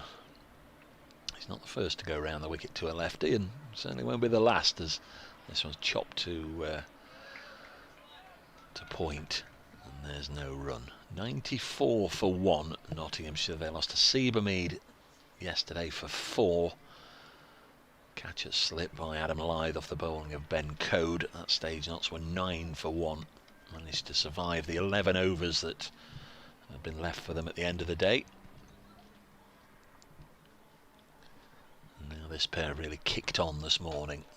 Another one from around the wicket. Slater forces it to backward point for his 43rd run. And he'll keep the strike, 95 for 1. Notts require 79 more, and they've got, there are 64 minutes to go before lunch. So I think if this pair stay together, it'll almost certainly be over before lunch. John says, hi JD and the Girdler. A couple of Shakespearean quotes for you that seem to fit nicely for commentators. Both are from The Scottish Play. The first one is more applicable if you have a third voice in the commentary box, and like today, it's the last day of the season. BWT trophy accepted. So the first one is, when shall we three meet again? In thunder, lightning or in rain? When the hurly-burly's done, when the battle's lost and won, that will be ere the set of sun. The second one can be applied when a commentator enters the commentary box. The word castle replaced with commentary box. And it goes, this commentary box hath a pleasant seat. The air nimbly and sweetly recommends itself unto our gentle senses. Are they big on Shakespeare quotes then, Yorkshire fans? Apparently. Warwickshire 274 for 3, leading Somerset by 251. There's been a couple of sixes hit. Hill to Slater, pushing to mid-on, no run. He probably visited Yorkshire for a week and learned how to write before he went back down. No. Down to the Midlands, down south. I'll set myself a winter of discontent one year and try and have a read of them all. Matthew Lamb is ticking along very nicely for Warwickshire. He's gone in and blasted a couple of sixes. A quick fire 27 so far from him. Rob Yates 114. Slater pushing forward to this latest Hill delivery. Back to the bowler, no run. Andy from Cottingham once again says greetings from seat P164 in the Radcliffe Road stand. How do Jonathan the Girdler? 'Tis I, the Cottingham cricket nut. Well, it's with a slightly heavy heart as I send this email. The last Tykes game of the season. This game has been my very first 4-day attendance, and I've thoroughly enjoyed my time in Nottingham, apart from, of course, the probable result as Slater pushes square on the offside and Bess fields. They take a single. He says, I'm decided I'm going to go to every Yorkshire away game next season because I can only tick off the following grounds: Headingley, York and Scarbados. I'll visit the away grounds in alphabetical order, methinks. No luck with the GGs yesterday. You'll recall he won a potful, didn't he, earlier in the week? So won't be sending selections. Well, is that the county's alphabetical order, in which case he's going to start with Derbyshire and Durham? Maybe so, as Hill's latest delivery is dropped into the offside by Duckett. There's no run. He says he's heading home via Chesterfield and York to Cottingham at some time pretty soon by the look of things, but thanks for the commentaries. And thanks, of course, to your talented colleagues who sit alongside, he says. They are indeed. Stay safe, stay sane. And he finishes with illegitimi non carborundum. Yeah. Did he not play for Italy in the 1982 World Cup side? As Hill's next delivery is turned into mid-wicket there by Ben Duckett. No run. Kent 310 for 6 at Canterbury against Middlesex. They need 63 more to win that one. Middlesex obviously need 4 wickets. The winner of that one will be Division 3 champions. Here comes George Hill again from the pavilion end, and Duckett flicks this one off the hip. There's a chase on for Matty Revis, who is round to field it at fine leg, and they're through for 2. End of the over, 98 for 1, 76 more needed to win.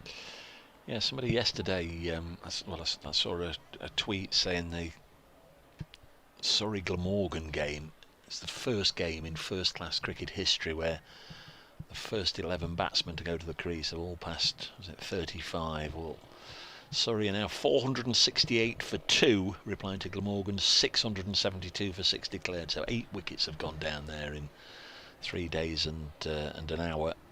Hashim Amla's 117 not out. Ollie Pope is 142 not out. Jamie Smith out for 138, and Ryan Patel, well, he missed out. He only made 62.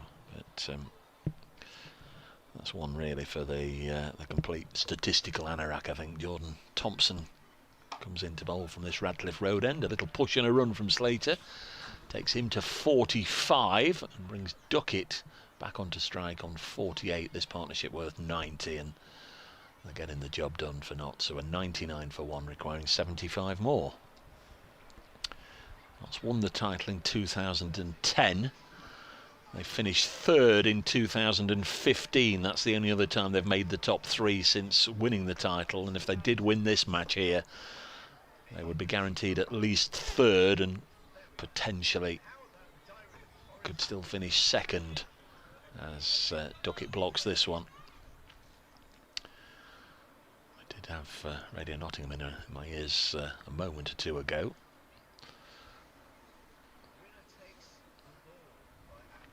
They're doing dog puns at the moment, I think, obviously.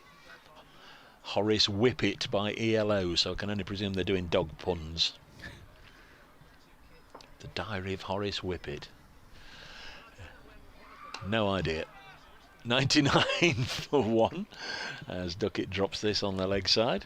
The Irish Rover? Don't. Sorry, I want to start something that we can't finish. Although if the presenter comes to me, have you got any dog puns, I might just steal that from you. 99 for 1. Songs for dogs getting married. That's what it is.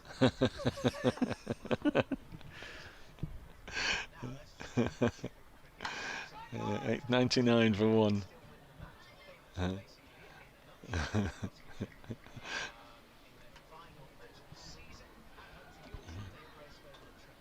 Nottinghamshire well on their way this morning. They're trying to do everything they need to do. They're 99 for 1 now with the two left-handed bends absolutely rocketing along. Ben Duckett 48 not out. Ben Slater, who was dropped earlier on by a combination of keeper and first slip, getting in each other's way, he's 45 not out. This pair have added 90. So Notts requires 75 more to win this game, and should they do that, then all eyes will be on Edgbaston, where Warwickshire playing Somerset. Notts will qualify for the Bob Willis Trophy if Warwickshire don't win. So it's come on Somerset, and here it's come on Notts. They're 99 for 1. And Yorkshire trying everything just to get a breakthrough here. They've just had a word with Richard Kettlebury about the ball, but he's waved that one away. They're trying to get it changed.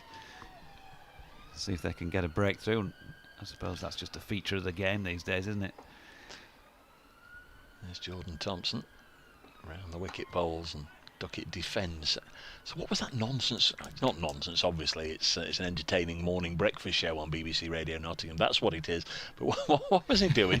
Asking for your ideas of dog wedding songs. Dog wedding songs. The Diary of Horace Whippet had been suggested by Yellow. No, I don't think that's one that's going to occupy us for too long here. No. 99 for 1. Duckett has 48 and stays on 48. And that's the end of the over. 99 for 1 it remains. 75 more required.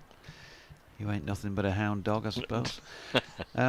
David Bates says, read Traps Radio's tweet quoting Peter Traps. If it's the same Peter Traps, he used to be an excellent fast bowler in the Scarborough Beckett League. So if anyone knows, he does. Probably was. Forever Doma, morning JD. Hadn't expected to see any of the cricket today, but I've been able to watch a little whilst following the live stream, maybe till 12ish. I think that may be enough. Well, maybe not. 75 needed. Anyway, thanks again for the commentaries and the smiles throughout the season. Big barbecues planned next year, hopefully. YCCC's year. Some too early stuff. We're going to have Dominic Bess into the attack from this Radcliffe Road end. 1 over last night, last over of the day, I think it was. 1 over. He bowled for just a single. Yep. Andy has mailed in again from the stand here. My favourite end-of-term game was always Escape from Colditz. It's a dice-based board game where up to 6 players have to move around the castle collecting escape equipment and rope before launching a bid for freedom. I remember seeing it. Never actually played it with anybody, I don't think. He says, trying to foil escapes is another player who takes the part of the German security officer who can track escapers down and even shoot to kill. It's all great fun, but my brother, who was a vicar, always used to play the security officer, and I have to say he was an absolute swine. That's all from me this season. Yorkshire will be back better than ever next year. Thanks, Andy. Dominic Bess then, from the pavilion end, round the wicket to Ben Slater, who picks up a comfortable single wide of mid-on where Tom Kohler Cowdmore fields, and that brings about the 100. 100 for Nottinghamshire. I'm looking at the board thinking they're both in the 40s. Have I missed the fact that one was on 49? Yeah. They're both in the 40s and the partnership's in the 90s. I was doing exactly the same. And there, thanks again to the crowd for being here, because early season, you sometimes miss the odd milestone here and there. Here's Bess in again, and nicely played paddle by Duckett. He's going to probably get 4 here. Matthew Revis is chasing it down, but he's got it away too fine, and that will bring up Ben Duckett's latest first-class 50, 52 runs in 80 minutes. 80 balls, 101 minutes, and has included 7 fours with that one that brought about the half-century. And Brace said this morning, if he sticks around, it will be done pretty quickly, and he has stuck around. Do genuinely believe he is a high class player, Ben Duckett, now, and can only be a matter of time before he does force his way back into the England ranks. He's a complete 360 degrees player. He's blossomed as a player. I think he's blossomed as an all-round cricketer. He's tactically astute. Skippered the Welsh Fire, of course, in the last 8 games of the 100 after Johnny Bairstow had captained them in the first 2. So clearly people respect his cricketing knowledge. I just think he's a top-class player at the moment. Bess to Duckett, turns into the leg side, no run. He of course was the one that hit the winning runs for Notts in the Blast last year. On occasions you sometimes think has he got too many shots and he tries to bring them all out at once in blast games, but high quality player. Best to Duckett, who's playing one of those sort of shots really. A bit of a flat bat through mid-wicket, slog sweep you might call it in the white ball game, but it was straight to Jordan Thompson at mid-wicket. James Spring says, enjoying my day off watching the finale. Betty and Millie are enthralled by it all, thanks to you and your fellow commentators. Come on, Notts. 2 to come in this first bet over of the day, and he's cut with this latest delivery. Square by Duckett. Fisher comes into field, but they get another single. And there's just, as I say, can't really tell whether or not too much about whether the ball was swinging earlier on, but maybe it's just doing nothing for them out there. We know the pitch is placid, so it's not easy to take wickets, as Nottinghamshire found out when Yorkshire batted second time. But you are wondering what they are actually trying to do out there at the moment. The bet is in, and that's turned to mid-wicket by Slater, and Thompson fields, and there is no run. They're just trying something, anything to get a breakthrough, but it looks like even if they do, it's going to come too late. 105 for 1, just 69 more runs for Nottinghamshire to win this, and they started the day on 42 for 1 off 11, so 17 overs bowled today, and Yorkshire have not taken a wicket during that time. Yeah. Clearly county supporters aren't going to feel sympathy for other counties, but they will feel empathy from the situation, I guess, that Yorkshire found themselves in, especially Nottinghamshire supporters, that they will totally understand that Yorkshire began this second phase, if you like, the final phase of the season, as they did, with one hand tied behind their back as Thompson bowls. Little push and run from Duckett, 106 for 1, starting like Notts did, with just minimum amount of points taken through to this phase. And of course Yorkshire, as the country watched on, those of you watching the live stream will have seen those dramatic few overs from the match at the Ageas Bowl. If Yorkshire had got over the line there, got that last wicket, then who knows? But they're not able to make the top 3 now. But nevertheless, a decent campaign to get into the Division 1 end of season pecking order, and a couple of quarter-finals as well. Single taken, 107 for 1. It remains. It's not been ideal this year, and I think that is something, if they do go forward, decide to go again with the conference type scenario for another season, I think they will have a look at, or I hope they have a look at, the way points are carried forward to the end of season, because it doesn't seem right. This next one's pushed to mid-off, and there's no run. Fielded by Bess. T says the Bears have declared, Dave, leaving the Cider Boys 273 to win. So thank you very much. History of Cricket, Yorkshire missed a trick not bowling Bess earlier. History of Cricket podcast for all the test series available up to 1960. History of Cricket. Next ball edged short of second slip. Adam Live, who did enough to parry it down into the ground and prevent a run. Yep, another little jog off behind after all of that. Looking forward to the post-season interviews that are going to come fairly soon today. See what Andrew Gale's got to say. I haven't spoken to him all this week. James Spring saying the live streams really have been a godsend, especially for exiles. This one is chopped on. Duckett goes and he's furious. A wicket for Jordan Thompson. Ben Duckett, he was stretching there well outside the off stump and somehow managed to chop it back on. He's out for 54. Muted celebrations from Yorkshire. Yeah, complete drag on, and Ben Duckett has to go, but he's helped Notts firmly on the road to victory in this game. Bowled by Thompson for 54. Faced 87 balls and it's 7 fours. And he'll get a nice round of applause, but he won't be there at the end, and clearly he's a little unhappy how he's got out, but he can be proud of his efforts. Partnership there of 98 between the two Bens, and it's Duckett out for 54. Yep, played well, played very well, and just one of those things, isn't it? Jordan Thompson, there or thereabouts, probably fourth. It would have missed, I think. Just from seeing it once, haven't seen the replay. But yeah, big chop on, wasn't it? And had a real big swish of the bat, as batsmen do with their frustration. And it's Joe Clark. 100, of course, having been dropped twice by Adam Lyth before being caught by him in the first innings. Was it 109, I think? It was. And of course, that match you would we've referred to 2 years ago, your first match that you just referred to, then he got 112 and 97 not out in that one. I think he'd take 109 and a little red inker in this one. Not still requires 67 more. Got to be favourites. Yorkshire require 8 wickets. Maybe that wicket will start a little procession. Notts have just got to make sure from their perspective that it doesn't. Ian Brewster, thanks Dave for the knowledgeable, light-hearted commentary on the live stream.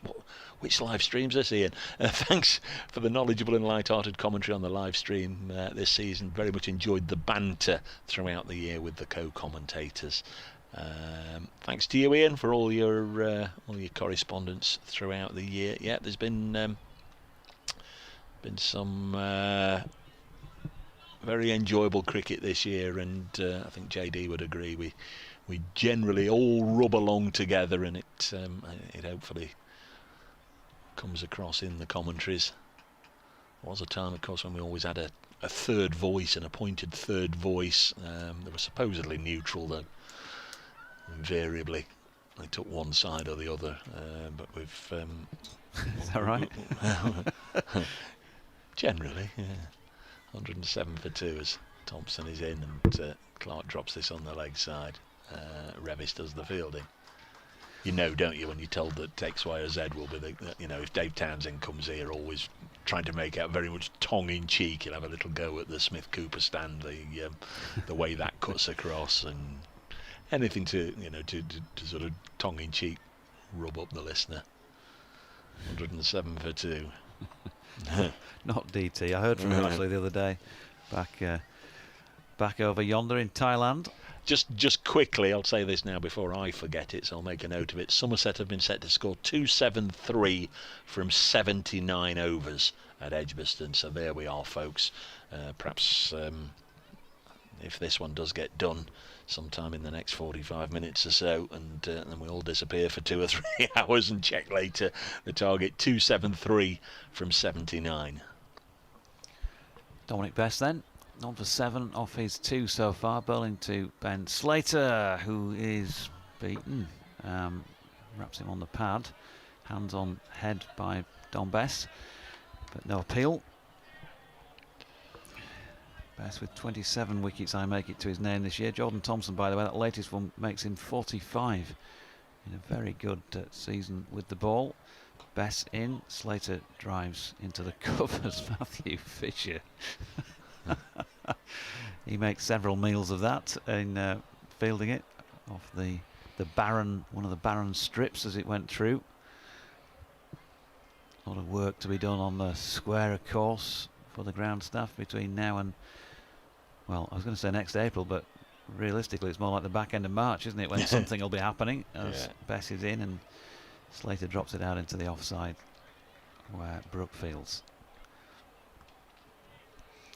107 for 2. It's the coolest of the 4 days, the cloudiest, maybe not quite the breeziest, but there is still a breeze this morning as well.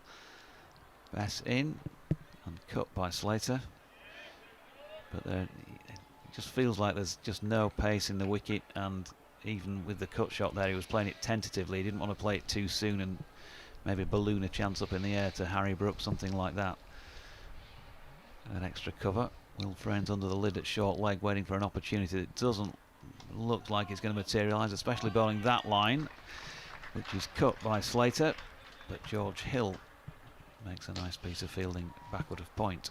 Morgan says thanks Dave, and to all your fellow commentators for the interesting chatter during the games throughout the season, keeping fingers crossed here that Somerset can bat out the rest of the day. Bess in again, and Slater, circumspect, just drops that in front of him. So useful over by Don Best, but he hasn't taken a wicket. And Clark not yet to score, none off one. Slater 47 knots, 107 for 2, 67 more needed. Just retweeted my tweet from yesterday. Really only yesterday, sending much love and strength to all Somerset batsmen this lunchtime. Might even have been the day before, but we just retweeted that. Obviously, one or two people will be seeing the irony of that. Me sort of rooting for Somerset, which isn't something I don't think I've ever done before. 107 for 2. It's like you rooting for Lancashire, I guess, or your supporters. Never. Well, unless not if there was a title on the line. Absolutely, definitely, yes. Just as fickle as everybody else. There's Jordan Thompson. Umpire at this end is Rob Bailey. Bowling to Joe Clark, who's yet to get off the mark. Rob Bailey at this end. Former predominantly Northants. He played against Notts in the NatWest Trophy final of 1987 and wound down his career with Derbyshire. Richard Kettleborough's at square leg. He opened, of course, for Yorkshire, didn't he, back in the day? Sheffield man, Sheffield Wednesday supporter. Our scorers throughout this game and throughout the years, for many years now, John Potter for Yorkshire, Roger Marshall here for Notts, and Ian Smith, as ever, working the big screens at Trent Bridge, providing all the information we need and quick to pounce on any statistical errors that I come up with. So he's on my back all day long, every day, as you can imagine, as the next one's worked away on the leg side for a single. 108 for 2. Clark's off the mark. 66 more required to win. 10 to 12. I guess one or two quietish overs, and we might just see the start of an afternoon session. They might think we're here. We might as well go and have a bit of lunch. Yeah, it might go 20 minutes or so, half an hour, if they bowl well and pick up another couple of wickets, perhaps. Thompson to bowl to Slater, who's on 47. Now we'll go to 50 with a lovely leg side clip, and that's nicely done, Ben Slater. Dropped earlier on, but has had a decent season and can go into the winter with another half century to his name. 83 balls for that 50 and 9 fours, and he'll be hoping he doesn't follow Ben Duckett's fate and soon after getting his 50 be dismissed by Jordan Thompson. Notts require 62 more. 112 for 2. There's Thompson bowls to him, push into the offside, and there's no run. Yep, on that rivalry front you mentioned, Lancashire. I mean, for me, I know people take that very, very seriously, but I've always thought it's just a really good. It's good to have an arch rival like that. Good-natured banter. I know in some sports and some rivalries it does spill over into that horrible word hatred. I hate the opposition. I don't think there's I've never felt like that about Lancashire. No. It's sport, folks. It's sport. This one's played out into the offside, and there's a single. Of course, back in the day, it was a little bit more serious, wasn't it? Between the houses between the two houses. Yeah, yes, yeah. That wasn't. Although I wonder if the soldiers that were fighting, this is sport. This is we've got the roses battle up for grabs. Might be top of the jousting table or whatever. Yeah. 3 slips. Thompson into bowl to Clark, stands with his bat held aloft, and it goes through to Harry Duke. 113 for 2. Notts require 61 more. But I always think as well, obviously, as you know, I love other sports too. Rugby league, for example, Leeds and Bradford would be the two big rivals in my lifetime watching the sport. If Bradford are not in the top division, then it ends up being somebody else close by, but it's really Leeds and Bradford. And I think you want, it's disappointing from Leeds' point of view that Bradford are not the side they were, because you want the big rivals to be good, but just not quite as good as you. So it means something when you win. So you want Lancashire to be a pretty strong county side, so that it does actually mean that bit more when you've got the bragging rights, and you can have a bit of a laugh, at their expense. For you, I suppose it's Yorkshire or Derbyshire. or well, you're surrounded by so many counties that play the game. Can be loads of rivals for you. As Bess is in, that's going to be 4. It's going to be 4 somethings. Buys. Yep. So it's beaten Slater, it's beaten Duke, and it's over the boundary rope. Adam Lythe jogging after it. 117 for 2, just 57 more needed now. Is it Derbyshire for you, the team you really want to beat most, or is it Yorkshire? Or do you not have anybody? I don't know. Not Leicester?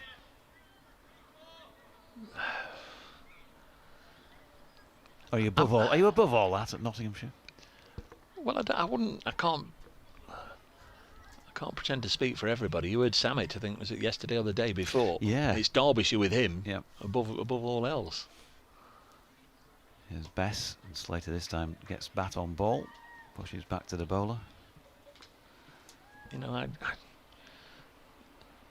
never really got the hatred, as you just quite rightly called it, that sports fans will have towards fans of a similar-minded club. No. Bess in, and Slater gets an inside contact on it, but he's diverted it in somewhere near where he wanted it to go anyway. Revis Fields, they get another 1. You know, I can understand a rivalry, and you know, watch a Merseyside derby on the telly, or a North London derby, or a Manchester derby, or a Glasgow derby. I can understand the rivalry there, but when it goes out of the city, I just and even then, I think, you know, it should never spill over into hatred, because you're going to be working with these people, alongside these people, neighbours with them. Very often, you know, people in the same house will support the other team that you don't. Yeah, Bess switches to over the wicket, and Joe Clark on his tiptoes turns that square for another single. He's on to 2, total to 119 for 2, just 55 needed. I do see it the other way round, because Nottinghamshire, I guess, over the last decade have been far more successful. Leicestershire and Derbyshire desperately want to beat Notts. I do say that whenever they come here or we go there. Bess round the wicket. Slater flicks it backward of square on the leg side where Revis fields. The last 2 years in the Blast, Notts have sort of swept all before them in qualifying top of their groups, but both times they've actually lost right at the end of the campaign at Grace Road. And you know, the songs coming from the dressing room, from the Leicestershire dressing room at beating Notts. Bess to Slater, who pushes into the offside. End of another over. 32 gone in this Notts second innings. 119 for 2, 55 more needed. David Bates says extreme wishful thinking, but now we've got a breakthrough. Let's hope for a procession. Ever the optimist, but I concede it's not very likely to happen. And Rob Zabrocky says, just wanted to say thank you for another top season of commentary and for engaging with us Reasonable Tykes. Yeah, the Reasonable Tykes on the Facebook page. If you're a Yorkshire supporter, you might want to try them out and have a look and join. The other supporters networks and forums are available, I hasten to add.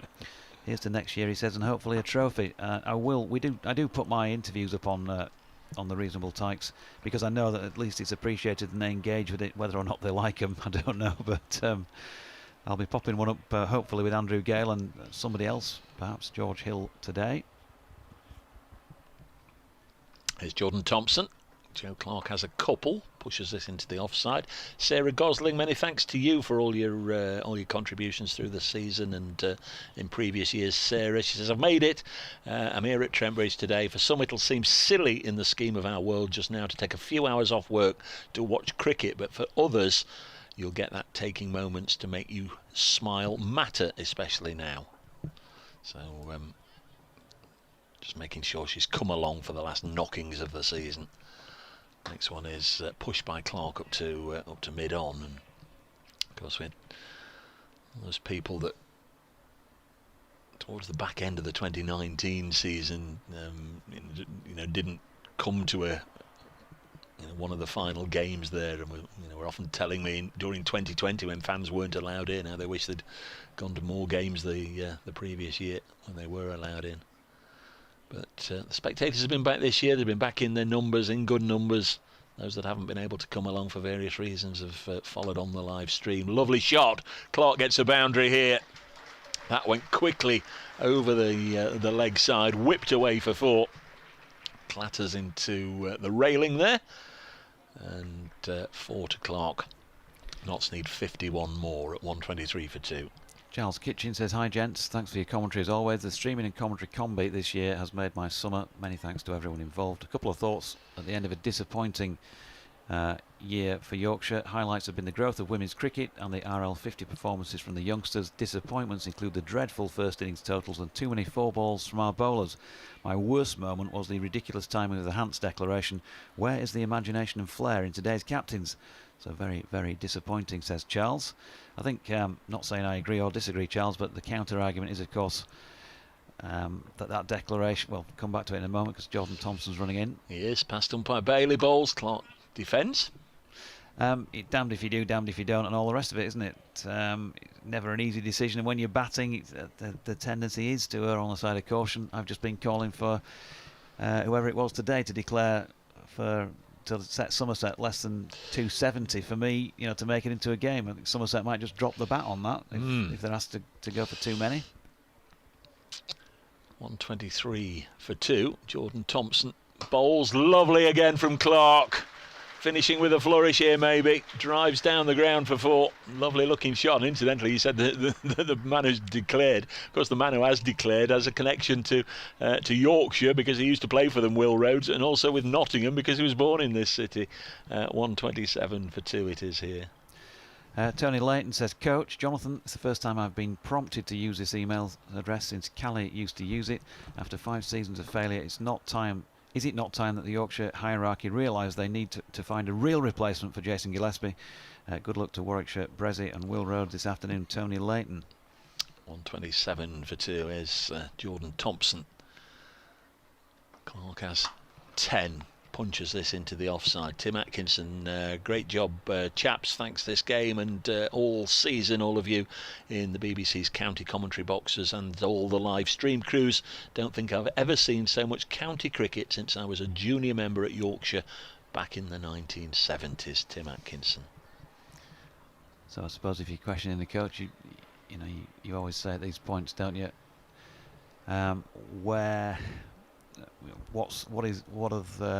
What's the coach had to deal with during that time?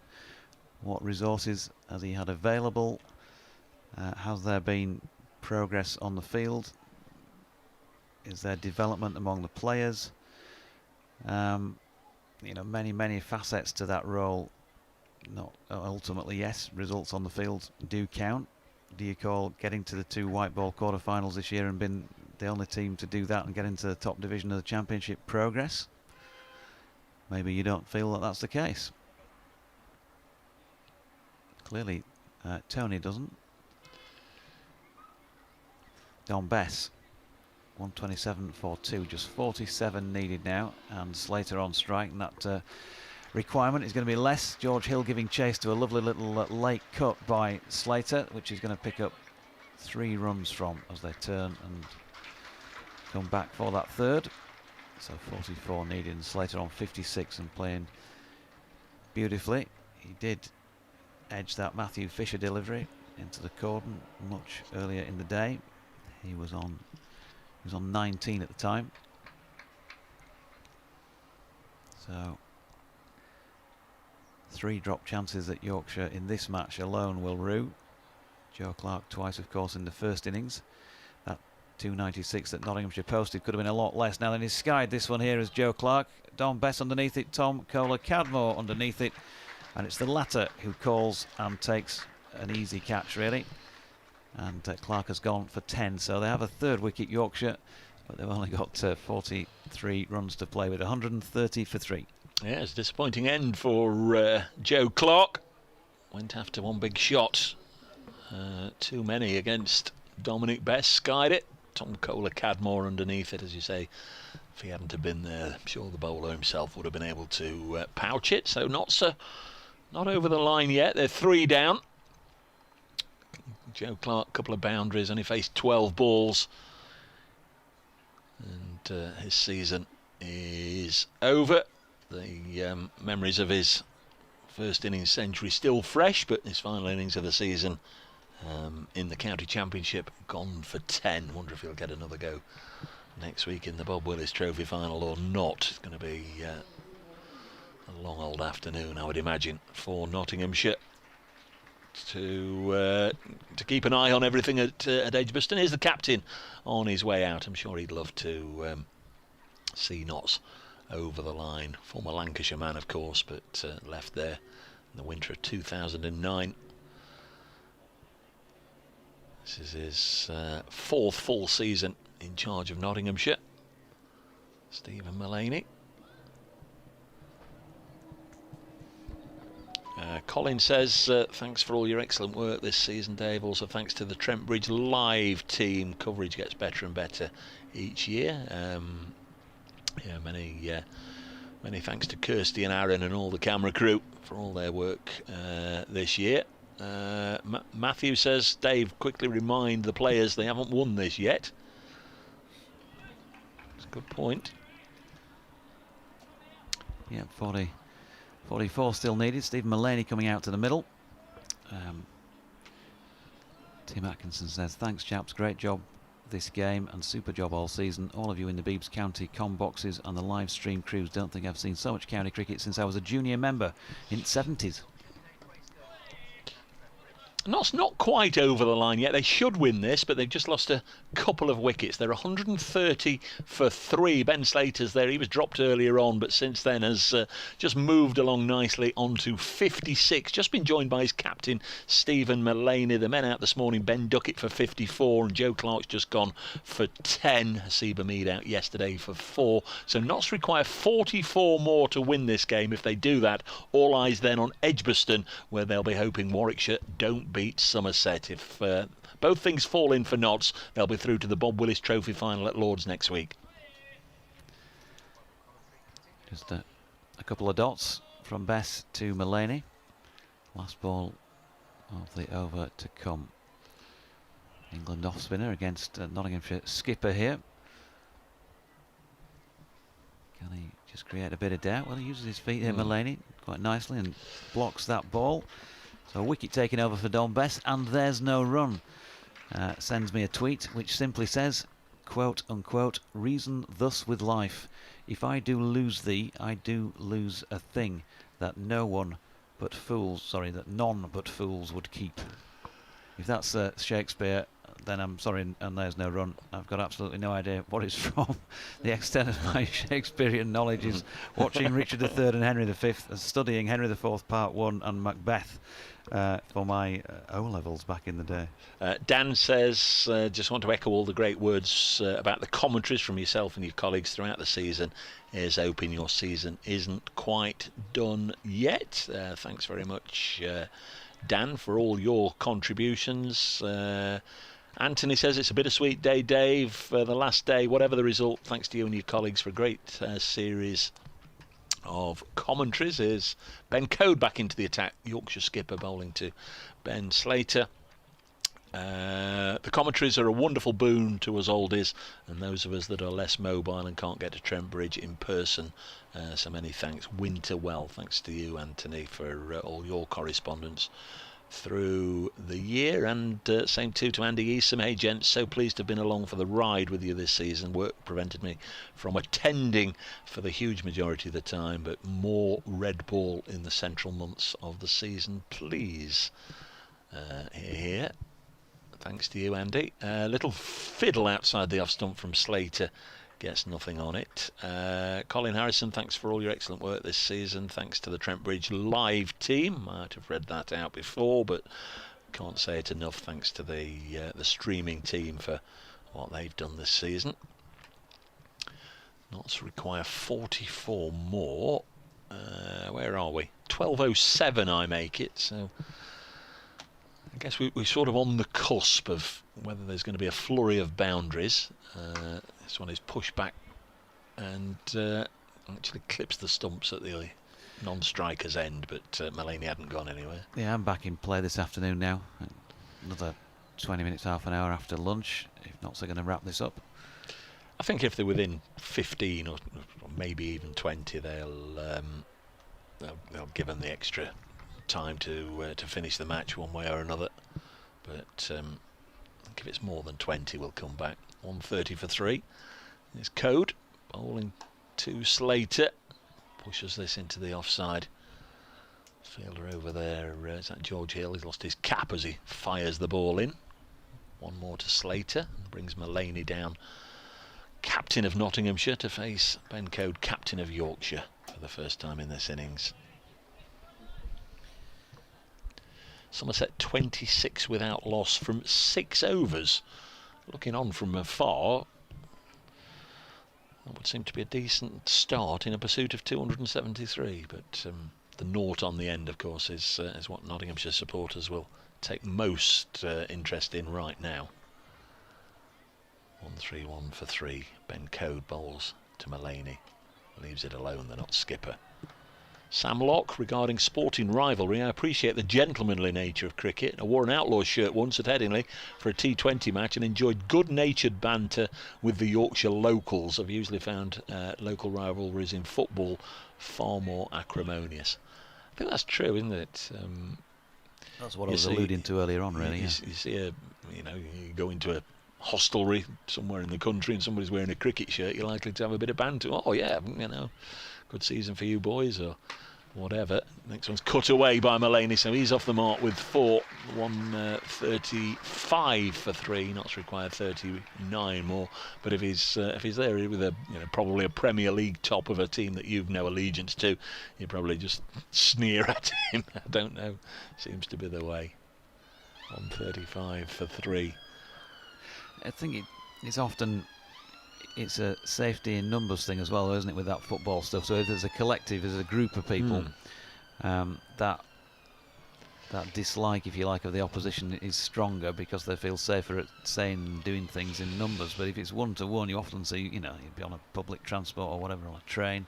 I've seen plenty of those situations where one bloke's wearing one colour and one the other, and they just have a friendly chat. How are you doing this season, type of thing. I think there's a little bit of light drizzle now. You can actually make it out on the Batman board, the black bits on the Batman board. Can see light drizzle. Code to Slater, turns that one back out of square to Revis, no run. Can you pick it out with your young eyes? I can pick that out as well. That's it now. It's a washout here at Trent Bridge.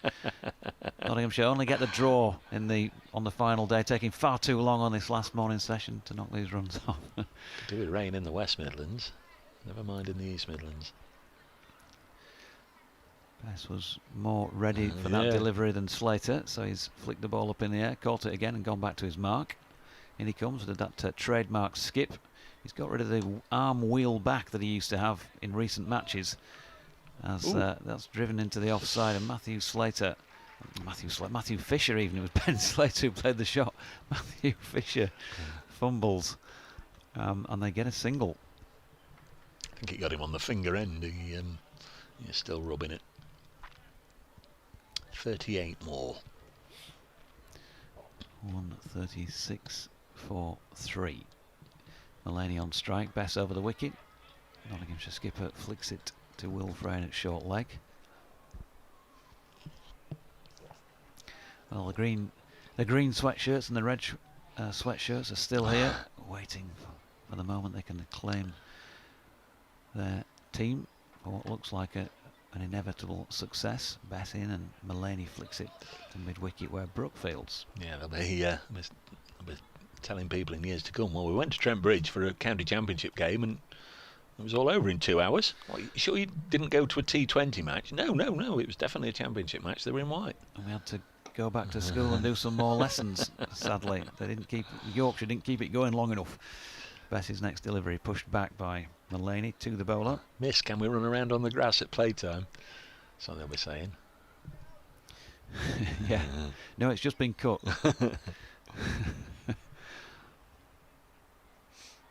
Miss, I've got hay fever.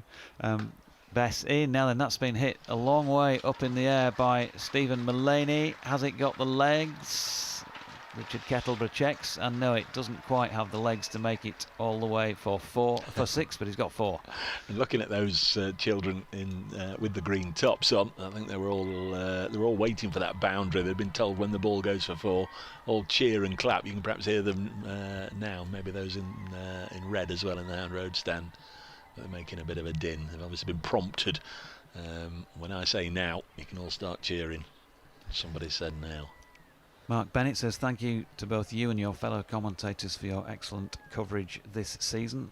As a long-distance type, your coverage has made me feel closer to the club than I've ever felt before. Hashtag one rose. Thanks, Mark. It's been fun. Some sessions more fun than others. Ben Code then, ball back in his hand. Here's the girdler. So Code to bowl to Slater. Mullaney showing his intent from that previous ball, and Slater again angles this just wide of the three-man slip cordon, down to third man, gets a single. Mullaney back on strike on 8. Slater has 59, 141 for 3. Notts require 33 more to win. Simon Trafford sneakily has taken a photograph of us wherever he is. Looks like he's somewhere over to our right. Those zoom lenses. Yeah. Can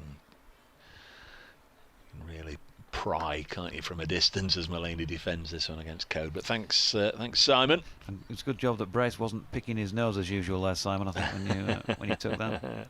Oh, JD eating my sweets. I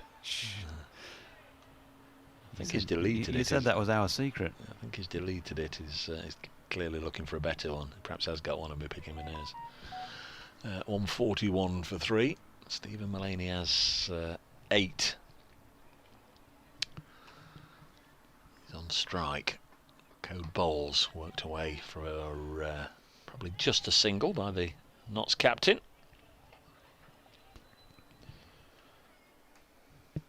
And when the board has stopped going round, which it now has, Nottinghamshire require 32 more to win at 142 for 3. So they've added exactly 100 this morning for the loss of Ben Duckett for 54 and Clark for 10.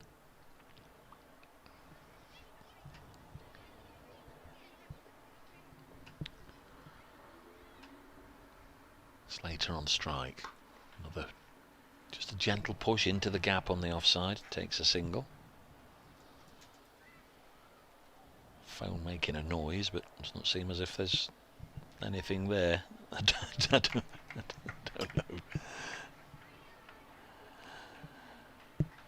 Poor old Simon's lens might be in a bit of strife now, having taken that picture. 143 for 3. Code has 10. Stephen Mullaney has 9, and that's bowled him. Yep. Mullaney's out. I think Ben Code just getting one just to shape away. He's clipped the off stump, and then it flew to third slip. But the celebrations had already begun for the wicket. Ben Code bowling Stephen Mullaney. Yeah, it's a good bit of bowling, and Stephen Mullaney won't be the one to hit the winning runs if Notts are to go on and win this. But Yorkshire get another one. Got 4 wickets down now. Notts 143 for 4. Mullaney, the Notts captain, ends his season with 9. Faced 13 balls, hit a couple of boundaries, and off he goes. Presumably it'll be Tom Moore's to come out, and again, obviously with the fall of the wicket, that'll be another couple of wickets, couple of minutes soaked up, and we can all go have a bit of lunch before we finish off today.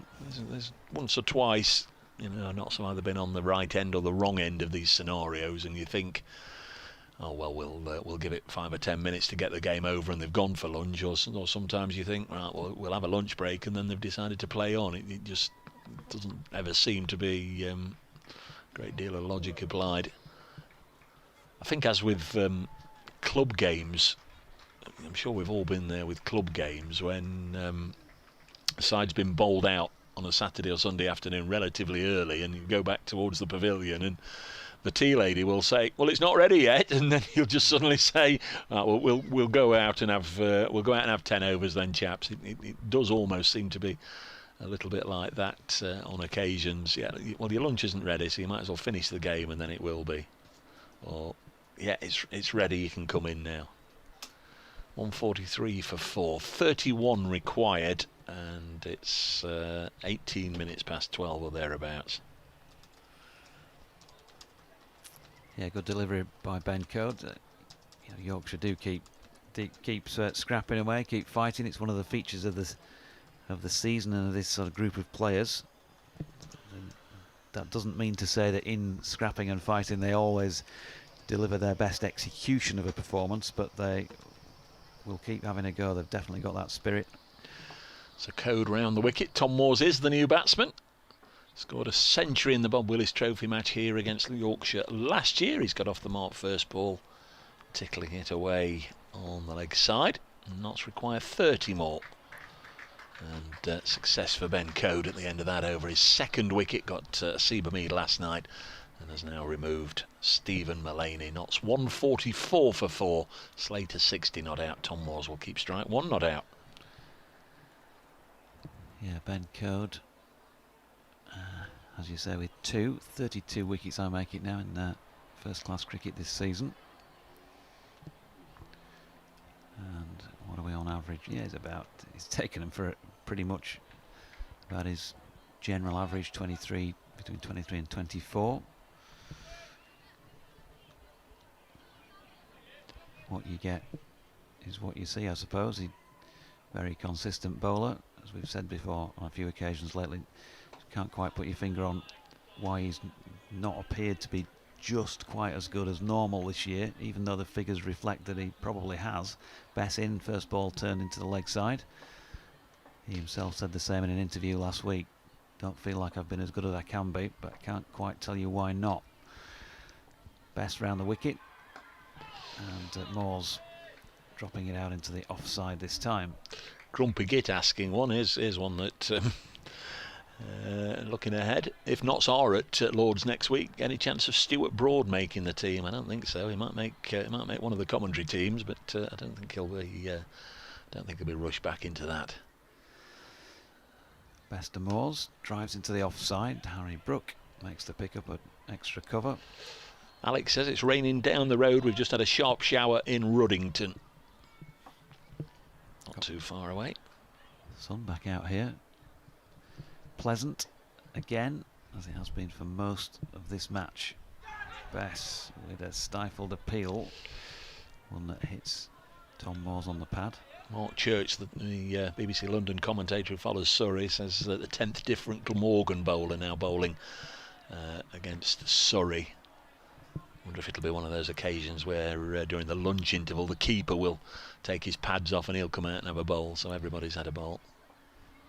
Bess in again. Moores plays forward. Michael Harris says, many thanks JD et al. For another season of superb cricket coverage. You've helped me stay sane, staring at the same four walls in my spare room office again this year. Winter well, looking forward to 2022 already. Yeah, here's Bess again, and Moores dropping that into the leg side this time. No run. Nick Briggs says, hi Jonathan, just a word of thanks for the excellent commentaries throughout the season. Not my favourite time of year with the season drawing to a close, but at least I've got 2 or 3 Arthington Festival matches to look forward to playing in over the next 3 weeks. Oh, you playing that, do you, Nick? Okay, I know a fella very well who used to play down there. When your season with him in September used to finish, he'd be going, no, I'm still playing until the end of October down at Arthington. Oh. Jeff Barker. That's outdoor cricket. Yep. Yeah, they carry on playing a bit down there. Steve Gummersall says, credit to AG. Hi JD, loved the commentary all season and the stream's great for those overseas. It's tiring to hear all the complaints about the coach. Great seasons are not just about winning. If it was, then most county supporters would never be happy. Great seasons are about entertaining matches from players giving it their all. Seeing this young team compete and the way they play has been enjoyable. Lots of close finishes, more good days than bad. Also wonderful to see Tomo having an outstanding second season and strong showings from Brook, Hill and others. More in a moment. Here's Ben Code bowling to Ben Slater, who's on 60. Is going to get more here. Yeah, they'll come back for 2. No, just a single. So he's on to 61, 145 for 4. Just quickly, Kent have defeated Middlesex by 2 wickets. So Kent, not Middlesex, are Division 3 champions. Okay, Steve goes on. Credit to AG, Andrew Gale and the team for moulding these guys into a team which challenges despite so many absences. I can't see I want to see him carry on next year and take these challenges into winners. But win or lose, thanks for the entertainment. That's Steve in Asia. Asia? Asia. That's a big place. His code bowling goes through to the keeper. Asia? You mean over there, Asia? I think so. It's not a little village just outside Cleckheaton. Not the band. Last knock-in, says Howard Ray. Hi, Howard. Notts thoroughly deserved their win on this occasion. Another season for Yorkshire with the absence of silverware. A little disappointing, but there have been some performances that offer hope for better times next season. More in a moment again. There goes Ben Code. Moores on strike. Just got a single. Tom Moores leaves us alone, goes through to Harry Duke. He goes on, but there have been some performances that offer hope for better times next season, and we of course become accustomed to playing with one arm firmly tied behind our back. Looking forward to the Yorkshire supporters' 40th anniversary lunch next month, after which I shall devise some fiendish questions for you following the supporters' AGM in November. I thought you would, Howard. By the way, if Shakespeare turned up at Headingley, the stewards would make sure he was barred. Winter well. Many thanks, Howard. There's Code. Bowls a good ball. Goes through to the keeper. Mark, I'm sure you're not wishing a couple of Notts wickets to fall, but he says, how about man of the match Joey Everson to get the winning runs and see us home? 145 for 4. Joey Everson, we're hoping he hasn't got to go out there. Maybe not even put the pads on, because Liam Patterson-White is due in next. Notts require 29 more. Sam says, first time watching the live stream, enjoying the Indian summer of county cricket and watching from my home office in Beeston. Come on, Notts. Hope you get to Lords. Thanks very much. 145 for 4 to Sam, and be sure to find us next year. Hopefully we'll be invited back to do it again next year. And Majid says, hi Jonathan, just wanted to say thanks to all involved for a great season of coverage and commentary. We live in uncertain times and we have to take the enjoyment from this great game when we can, regardless of end of season standings and trophies. Pakistani supporters chant Pakistan Zindabad, i.e. long live Pakistan. I say cricket Zindabad. See you next season, Inshallah, God willing. Majid. Next ball past Thompson through to the keeper. Moores withdrawing the bat well inside the line. 145 for 4. Code's asked a fair amount of questions since coming back on at the back end of this session. Picked up that wicket of Stephen Mullaney. The wickets to go down today. Ben Duckett was bowled by Jordan Thompson for 54. That was a partnership of 98 between Duckett and Slater. Duckett going to his 50 from 80 balls and was then dismissed 7 deliveries later. Joe Clark, a couple of nice boundaries, but in and out for just 10, caught off the spinner Dominic Best by Tom Kohler. Cadmore lofting to mid-off, and then Stephen Mullaney also hit a couple of boundaries, but then lost his off-stump to Ben Code for 9. Notts 145 for 4. We've probably got, well, Best is going to bowl this one. There's 4 minutes to lunch. Yeah, Best to Slater. Pushes back the first ball to him. No run, so well, there's still time to finish it. 5 sixes. This next 5 deliveries. Yeah, this is, they'll probably get 2 overs in, won't they? I'll make it 12-26 still. Yeah, you're right. Actually, he'll whiz through this over. Well, it depends on what happens, I suppose. There's a few pat-backs, as there is with this second. Slater intent on not wanting to give this up now. He's got to 61 with the win in sight. Nice little red inker to finish the season. Those pies and hot dogs won't sell themselves, will they? Will Frayne just skipping. Somerset have lost a wicket alert. Somerset 31 for 1. Frayne gone in at silly mid-off. Bess in, and that's a push up to mid-off where Code fields. Catch by Tim Bresnan to dismiss Lammonby off the bowling of Danny Briggs. I wonder where Mr. Bresnan was standing. Who? Yeah. Bess in again, a little skip, and driven into the offside more firmly this time by Slater. But he can't get it past Fisher at cover. 2 to come in the over. We'll certainly get another one in before lunch.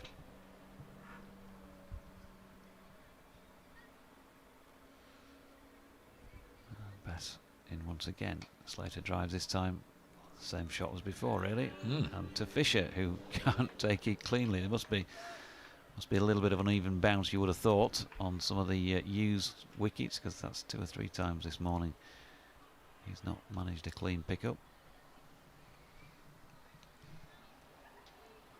Last ball of the over, and Bess in. Oh, was that an edge by Slater? Past Harry Duke? Apparently, yes. Yeah. It's almost like Adam Lyth was moving away from slip before the ball had been edged. Don't know whether we're going to see a replay or not. 146 for 4, so there will be time for one more over. Notts require 28. Almost certainly the umpires will say that's too many to be done in 15 minutes or so. So they'll take them to lunch. Who's going to bowl? No, it is going to be the captain still to see out the over.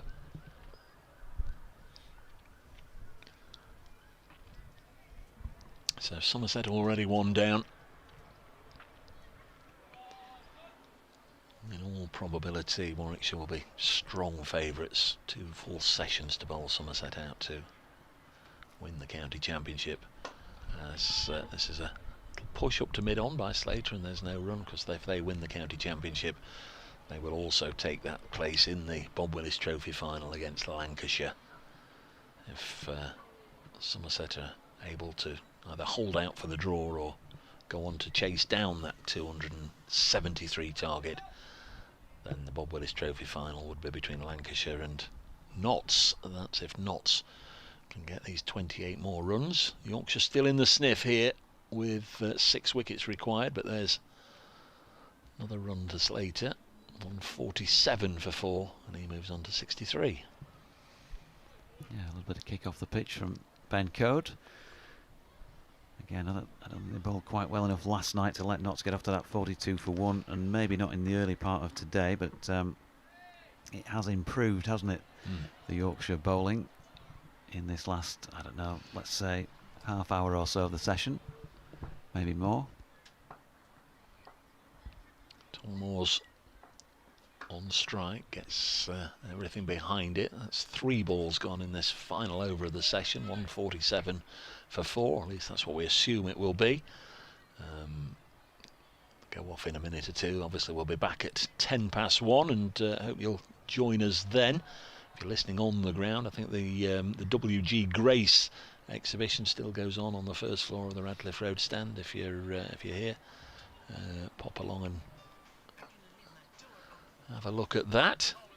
If you want to get in touch, we'd love to hear from you. This one struck him on the back pad, and they're now going to run a leg by. I think Rob Bailey seemed to be having a good look at that one. Now taps his knee, so it is a leg by. Might have been height, maybe. 148 for 4. Ben Code very interested. 26 more runs to win. We'll be doing an update for Radio Nottingham in just a second. Might just all coincide with them trooping off. At Brace Cricket at Jonathan Doige, if you want to get in touch during the lunch interval. That's Code bowls, and Slater will get another run. 149 for 4. Notts require 25. We presume, or I think and presume, there'll be 1 ball left in the session.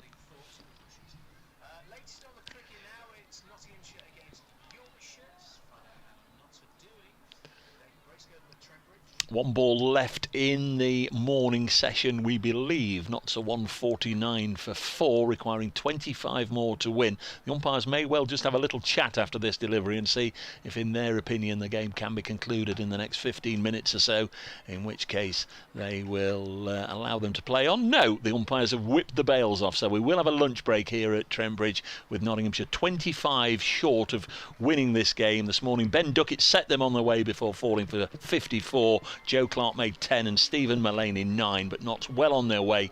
Ben Slater 64 not out, so Notts need 25 more, then it'll be all eyes on Edgbaston to see if Notts are able to qualify for the Bob Willis Trophy final next week. They'll be saying come on Notts and then come on Somerset.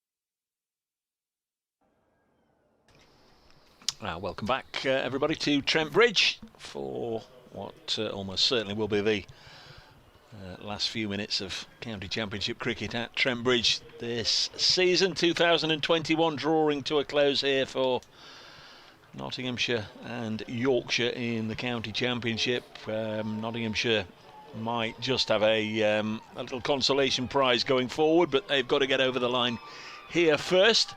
They require 25 more runs as we begin this penultimate session of the match, but it will be, or penultimate scheduled session, but it will be the final session.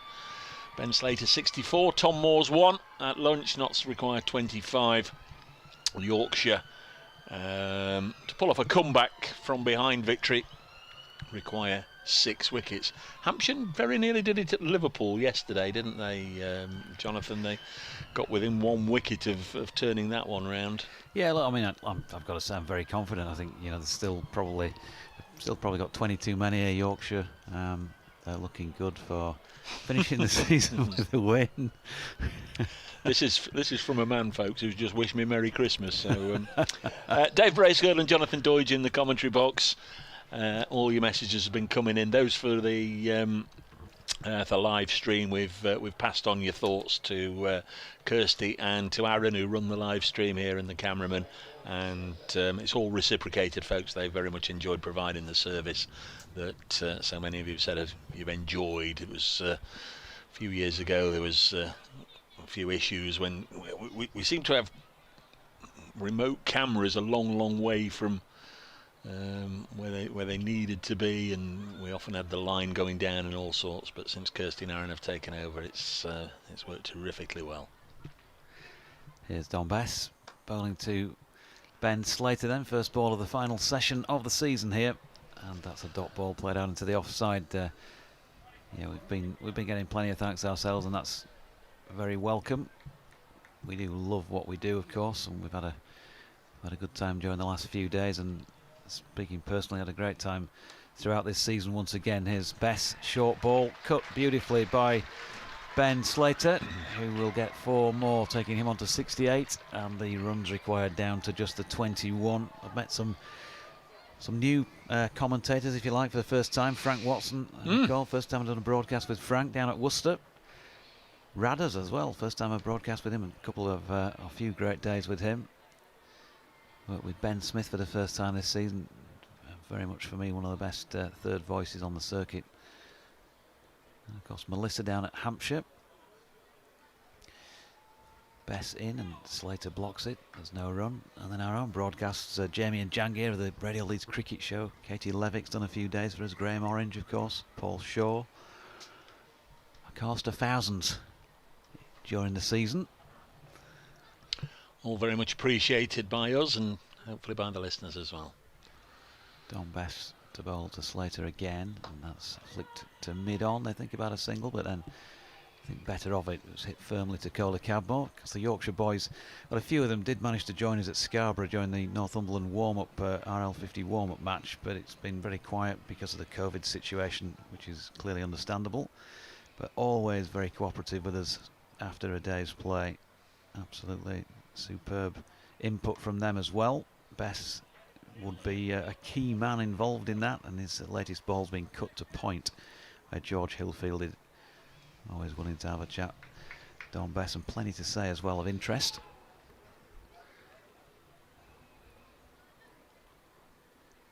$153 for 4. Bess coming in again, floats this one up a little more, and a bit of a flat bat through the covers by Slater. Single taking him on to 69, and now just 20 needed to win at the end of that first over of the afternoon sesh. Yeah, Ben Slater is going to finish top of the run scoring charts for Nottinghamshire. The only one to pass 800 runs. He's currently at around about 825 or so, averaging just under 40. 2 centuries and 5 50s this year for Ben Slater. And as I say, we'll finish top of the pile. Joe Clark 760 runs at 36. Ben Duckett 705 runs at 37. And Seba Mead 679 runs at 37. Who else is up there? Stephen Mullaney, 657 at around about 30. So they're the leading run scorers. Here's Ben Coad to bowl to Slater. He'll just guide this out on the offside. Take a single. That'll move him on to 70. 155 for 4. And Notts require 19. Slater, one of just 3 to play in all 14 county championship matches. Ben Slater, captain Stephen Mullaney, and Liam Patterson-White, who's had a very, very good season indeed. A maiden century and lots of wickets, including a 5-wicket haul last week at Hampshire. Next one is guided down to deep backward square again. 156 for 4. Notts require 18. Walk past the sign on the staircase again. The irony is not lost on me when you walk past the sign saying Sober's Bar. Yeah, I'm not sure when that sort of popped up. It's always sort of been the Sobers waiting area downstairs on one side, Sobers and Hadley, and of course the big indoor schools here, the Sobers Hall and the Hadley Hall. Is Ben Coad worked away again by Slater. Be disappointed if the end comes quickly here, Ben Slater, because he's looked in decent touch. 71 he's on to, 157 for 4. Had there been another day of this game left, he might have been eyeing up a Adam Lyth type performance, but he was put down though, remember, this morning. He nicked one and somehow managed to elude the grasp of the keeper. Diving away in front of Cola Cadmore. Moore's on strike on 2 and he blocks this one. Notts require 17 more runs to win. 2 wickets for Ben Coad in this innings, 1 for Jordan Thompson, 1 for Dominic Bess, but I think we felt that Yorkshire needed to make a breakthrough or 2 last night. They got 1, they got a Seba Mead, but then Ben Duckett came in and scored quickly, 42 off 11 overs. Notts were overnight, and that was a sizable chunk of the runs they needed already amassed as Tom Moore's getting forward there out of the crease.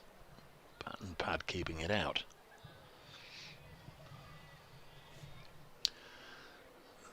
Start of the old Ryder Cup, isn't it? I watched the opening ceremony last night. Steve Stricker, the American captain, had been talking about 30 seconds and he was in tears. Padraig Harrison, the European captain, says past the outside edge and through to the keeper. Nottinghamshire's Lee Westwood, of course, will have his favourites and followers in this part of the world. I think he's playing his 11th Ryder Cup. 157 for 4. At the end of that over, Notts require 17 runs and they've got until about 6 o'clock to do it. Was it all sort of God bless America type of stuff? There's a good chunk of that. Yeah. And you lovely people of Wisconsin.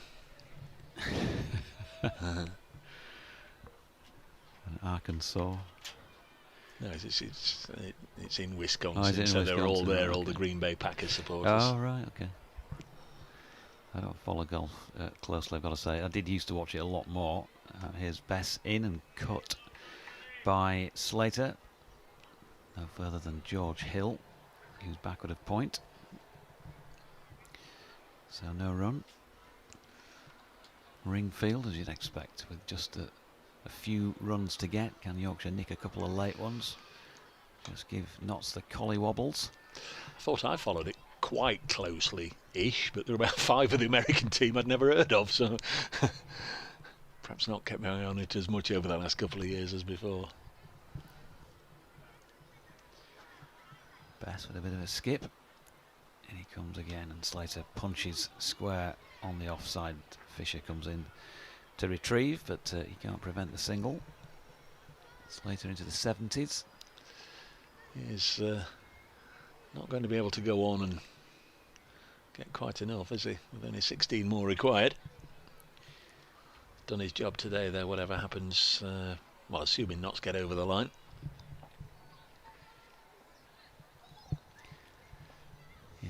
That's a fair assumption. Best coming in again, and Moores flicking to leg. Slater. he's obviously got. He's probably going out for his tea with the family or something like that. He wants to get on with this now, get through the post-match interviews, disappear off. Who's that?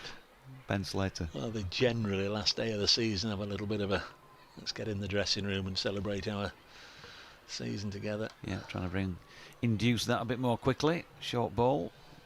Pinged away off the back foot to Matthew Fisher at backward point for another single, this time to Moores, who's on 3. 1 or 2 on the outfield last night. I saw Luke Fletcher had got his 2 youngest out there playing bat and ball out there. Seba Mead was helping out with the fielding practice. Good delivery by Bess, and a bit of a swish this time from Slater. Bit of evidence of turn as well, I think, from the off spinner. Rather late in the piece. 159 for 4. Nottinghamshire needing 15 to win. Yeah, Yorkshire still giving it everything. Ben Code and Dom Bess sharing the bowling duties. Not going to make it easy for Nottinghamshire. It's not as if they've gone out there and they've got, I don't know, Harry Duke and Tom Kohler-Cadmore bowling, is it? They're giving it everything. They're desperate just to prolong this as long as they can, and you never know, just winkle one out and somebody else then gets a first baller, and suddenly you can pile on the pressure. Moores and Slater will be desperate not to allow that. Code round the wicket. Moores just drops this on the leg side and there's no run. 159 for 4. Yeah, you can't even contemplate defeat from here, can you, David Bracegirdle? Well, it's easy to say that when you look like you're going to get thrashed, but 15 runs, come on. Code in again. Balls and it's pushed into the offside. That's the next one where suddenly, and he's taking his off bowl out. Yeah, I'm just playing, just having a bit of fun. Last chance this season. There will have been games won from this scenario, like I say, and that's cricket. why Ben Code and Dominic Bess are bowling, because they're clearly the ones that the captain has identified right now as being the likeliest just to make things hard for Nottinghamshire. Tom Moores hits it down the ground for 4. They'd had enough of prodding and poking and defending, and decides that the first one that's pitched up to him is going to lift it back over the bowler's head, and that takes Notts within 2 mighty blows of victory. They're 11 away. Another prompt to the school children to show their enthusiasm. Yeah, somebody's holding a sign up saying "Scream." I think I would have taken the luncheon interval to teach them the Mexican wave and got them doing that. There'd have been 1 or 2, I'm sure, others in the Smith Cooper stand. I'm referring to those in the green uniform who seem to be a little louder than the politely behaved ones in the Hound Road stand. Not that the green uniforms aren't politely behaved, but they're cheering and roaring and really getting into the spirit of things. But I think I might have taught them the Mexican wave. There will be 1 or 2 members, I'm sure, up in there saying, "Shut up, Bracegirdle, don't give them ideas." 163 for 4. The ball has been retrieved and cleansed. And Code, beg your pardon, bowling to Moores, beats him outside the off peg. It goes through to Harry Duke. Tom Kohler-Cadmore. Yeah. Sort of has a ring to it. 163 for 4. So it looks as if the captain might not start with the result that he would have wanted. I wonder when Jonathan will see Ben Code marching out for the toss with an opposition captain the next time. Next ball worked away, out! He's got a wicket, and Tom Moores has clipped it to Will Frayne at mid-wicket. It was going quickly, had to move sharply to his left and plucked it out the air. Good catch from Frayne, and Notts are 5 down, and Coda's got 3 with 11 more runs still required. Really good catch. Yeah, it was a good catch. Good piece of bowling from Ben Code to draw that man into play if that's what he was intending to do. 7 off 26 for Tom Moores. It feels like too little too late, and you get the opposition 5 down with just whatever it is, 11 or so to win, and you start to look back and don't even think, well, if they'd have bowled better yesterday evening, that little bit tighter, and maybe again this morning, a couple more wickets at this stage, you might have seriously started to believe that they could bring off what would be a pretty sizable upset given the state of play about halfway through the second day. But as I say, it still feels too little too late, but if they can take another couple with them, it'll just feel a little bit easier to take the defeat. Code, hands on his hips, he's having a bit of a smile with both umpires as Liam Patterson-White makes his way out, and he'll be hoping that he's the last man for Nottinghamshire to have to do that, to join Ben Slater, who's well set, and he has given a chance this morning, but he's played very, very well as well. Seen a couple of good knocks from him against Yorkshire this season. Set off like a house on fire up at York in the white ball game earlier. Liam Patterson-White, 600 and... No, I beg your pardon, reading the wrong line. 534 runs in the Championship this year at 31 and a half. 1 century against Somerset at Taunton, 3 other scores over 50. He's had a very decent year, 24 wickets as well, just over 30. Been an integral part of Nottinghamshire's success this year, Liam Patterson-White. Still just 22 years of age, and definitely one that you'd like to think will be around here for the next decade or so. There's Code to bowl to him, and edge. Well, I don't know if it was an edge or a foot mark, but Duke did well to stop it well wide of the off stump. I don't think anybody was particularly animated. I thought he certainly chased after a wide one, but I thought it went off a foot mark and almost skidded along the ground, and Duke took it. Next to no applause at all for Captain Code, but he's now got a 3rd wicket, 3 for 57. Yeah, 3 in each innings. He's finishing the season pretty well. That will do no harm, of course, to those all-important records that we look back on at the end of careers and end of seasons. Somerset have lost a 2nd wicket. Ben Green has been dismissed by Tim Bresnan, and it's 35 for 2. I think not, folks. That's going to go the way of the Bears. Best then. Can Nottinghamshire win it in this best over, perhaps? Slater pushing a little tentatively, square on the offside by Hillfields. Not from that delivery are they going to score any. But still just the 11 to win with these 5 second innings wickets standing.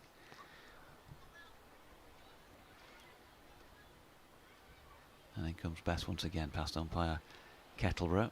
No sun here just at the moment. Pitch in shadow as Slater pushes into the offside. He'll be intent on not giving this away, so even though not many needed, he's probably going to just play cricket, as they say, play sensibly. Doesn't matter how long it takes. He's got loads of time left to knock him off as he pushes this next one to Frayne at Silliman off, no run. Tony T, thanks for the comms this season. Dave, I'm always there for the white ball matches, but getting in a weekday for the red ball matches more difficult. Already looking forward to next summer. Thank you, Tony T. Bess again. Slater drives backward of square this time. He's opened the face. He's got it away for 4.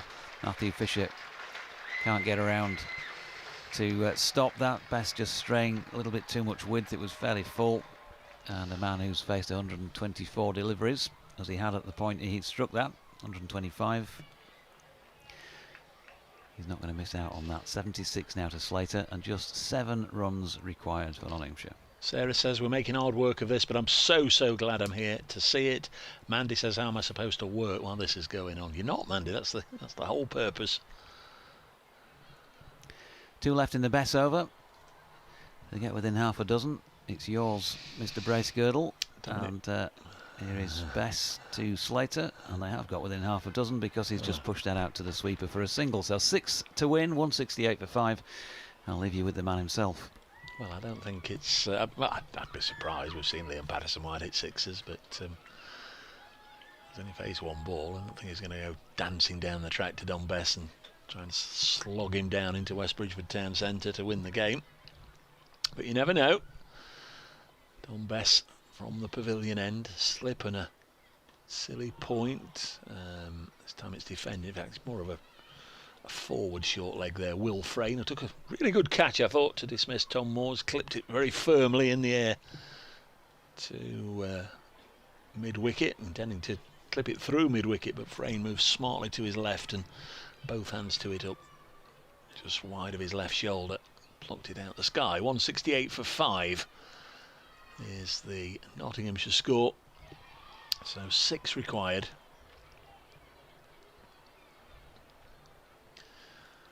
Not's last win at Trent Bridge against Yorkshire was 2008, 13 years ago. The last win against Yorkshire was all of a decade ago, early in 2011 at Headingley. As Warwickshire lose another one there. Somerset, I beg your pardon, lose another one there, 35 for 3. Could be a procession. As Code bowls to Slater, helps this into the offside, gets his 78th run. 169 for 5 and Notts require 5.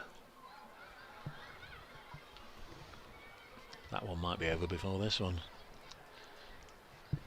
What the Yorkshire plans are for tonight? I know they had a team meal, I think, last night, the lads. Last night away, I suppose, for the season. Matthew, many thanks to yourself, all your commentator colleagues, for bringing the season to life. Also thanks to Notts for the excellent live stream, allowing those unable to attend to enjoy and appreciate the action. Thank you. Matthew, as Code bowls to Liam Patterson-White, still looking for his first run, and he blocks this one. And there's no run. It was Azhar Ali, the last one out, so Lammonby Green and Azhar Ali have gone. Wickets for Briggs, Bresnan and Wokes, 3 international cricketers there, and Tom Abel and Lewis Goldsworthy are at the crease. Somerset need 238 more, but more realistically, Warwickshire needs 7 wickets. Code round the wicket. Patterson-White again defends. Hi. Potted highlights of the season for you from Nottinghamshire?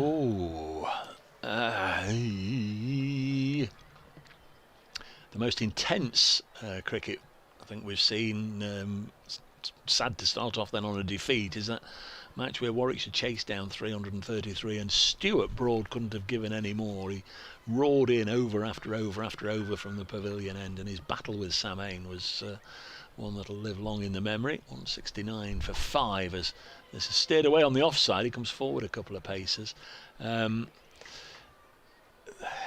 was I guess a turning point was the last day at New Road. I mean, it was a horrible pitch. You wouldn't want to watch cricket there all the time, but Slater and Hamid battered through the entire 6-hour day, both scoring centuries, and it just seemed from then that Notts were on an upward curve. They went to Derby, played a poor Derbyshire side and rolled them over in 2 and a bit days, and from then on they've rarely looked back as this has pushed up to mid-off.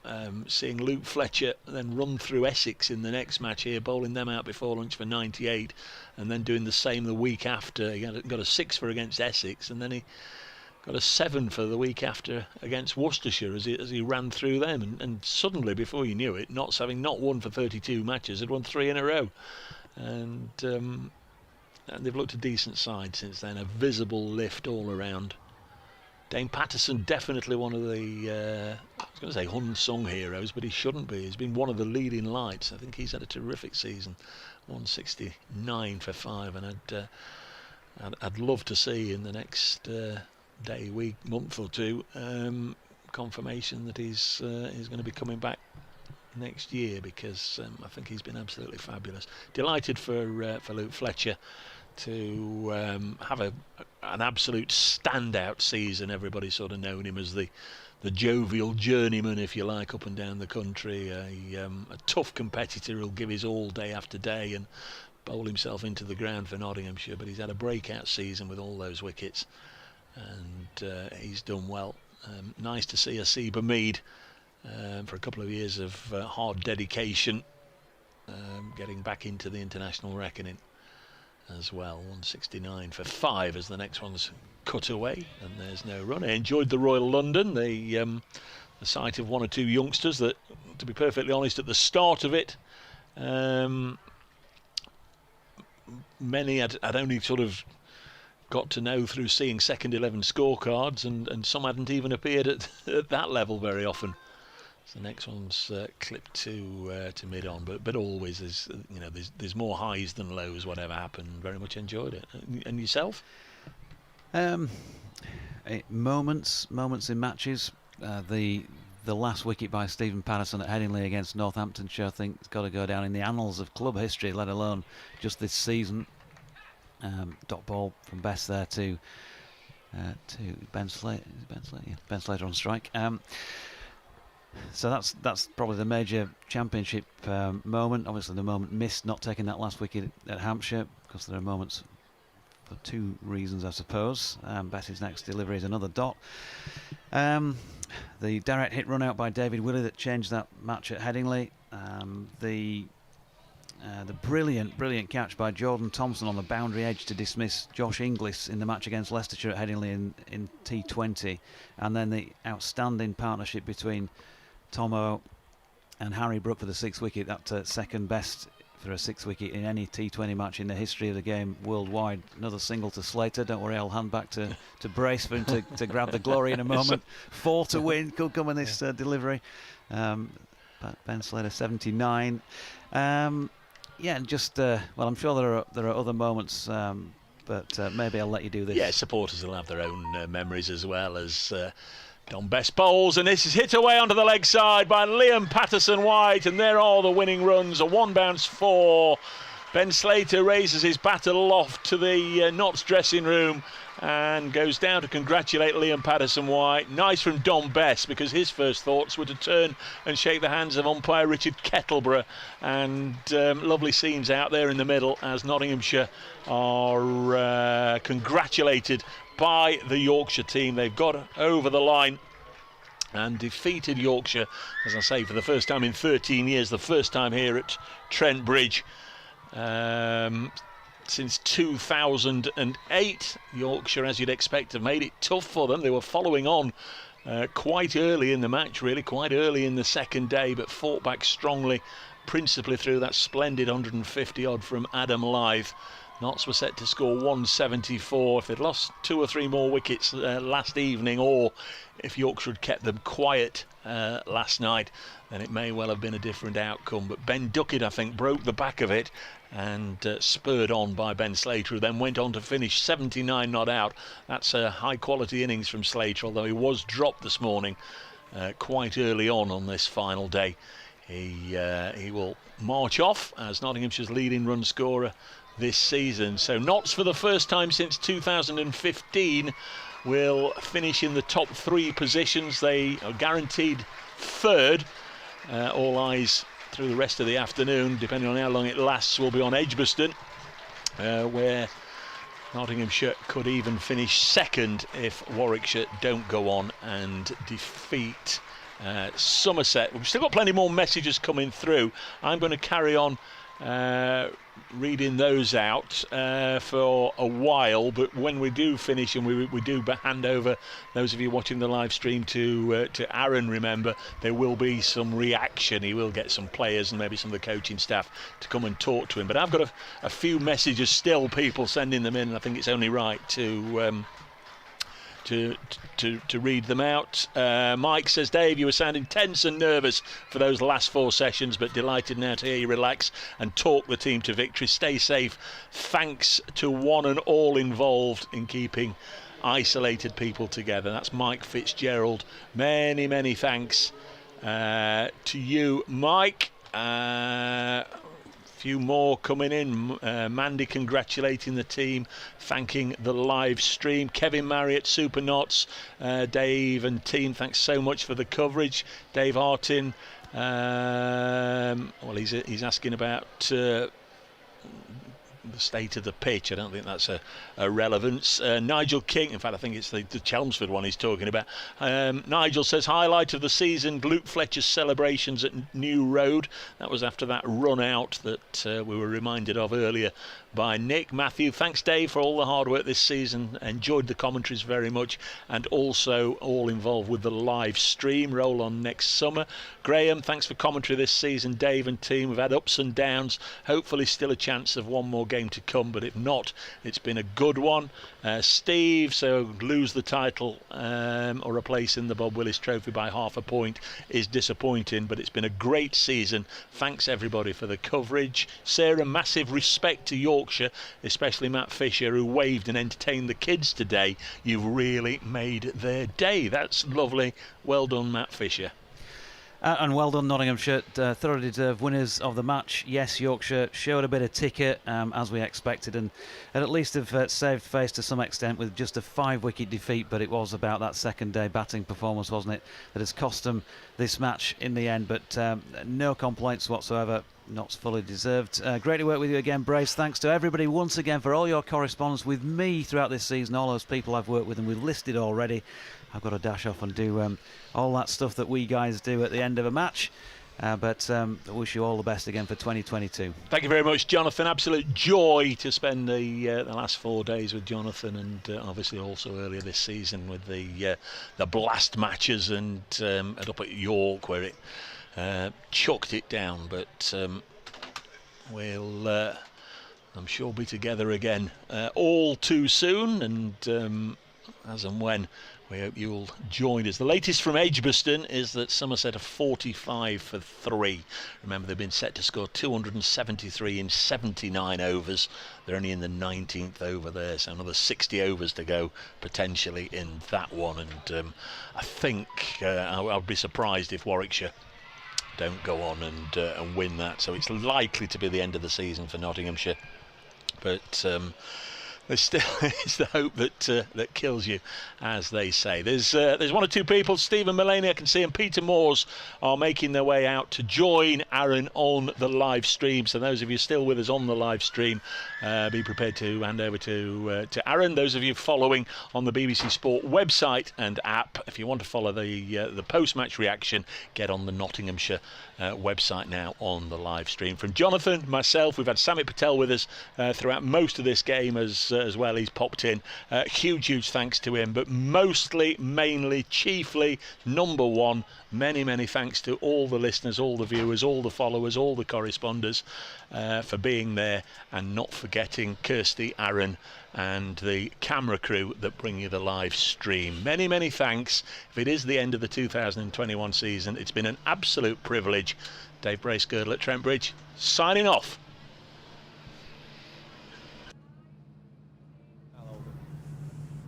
So there we have it. After 4 days of play, Nottinghamshire get over the line and win this match by 5 wickets. I'm now joined by head coach Peter Moores, captain Stephen Mullaney. You've got to share the mic, I'm sorry. But I think you can live with it. We've shared everything else. Exactly. 24th of September. It's been a long season. First initial reactions to that win against Yorkshire, who are a very good side. You must be delighted. Absolutely. I'll let Steve speak first as captain. He's been out there doing the work. Yeah, I think first and foremost the work that's gone in over a long period of time, not just from the 9th of April or when we started, but when we came back from last season. Obviously we wanted that first win, and then we got that and we got on a bit of a roll, and we've done really well. I think we've got a great chance of winning the most games in the country. I think we've got the most batting and bowling bonus points, so everybody in that dressing room can be really proud. And Yorkshire have had the wood over on us for a long time now, so it was very pleasing to chase a tricky total on a wicket that had plenty in it, but the 2 bends I thought were magnificent, and to see Ben Slater walk off 80 not out was unbelievable. Pete, Mull just said there about Yorkshire. As somebody told me this morning, it's not since 2008 that we've beat Yorkshire here at Trent Bridge, so it is a long time. As Mull just said, the team that's got the most bonus points in the country as well. How do you feel as head coach, looking down on your numerous sons, I imagine? Yeah, I'm very proud of him in many ways. I mean, we've played some great cricket, and as Steve mentioned, it's been a bit of a journey. It seems a bit of symmetry in some ways. We played Yorkshire last year in a run chase and didn't quite get over the line, and we had one of those heart-to-hearts teams have sometimes in a dressing room where the players lead it and the coaches don't, and there's some honest talk. And so it seemed quite fitting in some ways to get us over the line. We've had a great season because to be competitive in all three comps, 2020. The Royal London with different sort of looking team, and also the Championship all the way through is, it's been great to see. And if I'm honest, I'm so pleased with the progression of players, and it's not just young players. We've seen Luke Fletcher, we've seen Dane Patterson, we've seen Brett Hutton, we've seen lots of senior lads step up and get better, as well as some of these younger lads come in and start to grow. So it's an exciting looking team. And if I'm honest, I can't speak highly enough of them.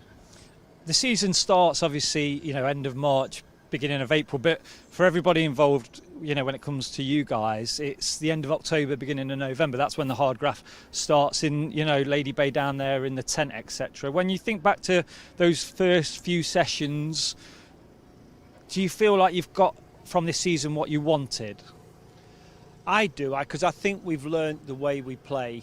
In Red Bull, for instance, I think we knew our style was developing last season, but a style that wins you games of cricket consistently is what you're looking for. So we found a way of bowling, we found a way of fielding, we found an attitude and approach, I think, to our batting and our cricket that's, one, it's aggressive, but two, it has a consistency about it. We're pretty relentless now with the ball and how we go about our fielding, and we value partnerships and building pressure on sides over a period of time with the bat, and that's fundamental to winning games of cricket. And there's an approach. I think the approach we've got now is, the 11 blokes that are lucky enough to walk on the field know that it's their responsibility to make everybody proud. They come and watch and whatever. And basically, the only way they do that is give it everything. And win, lose or draw then, we're very lucky. We've got great supporters who'll back us either way, I think. Mull, I'm going to come to you now. That's our 7th victory this season as well.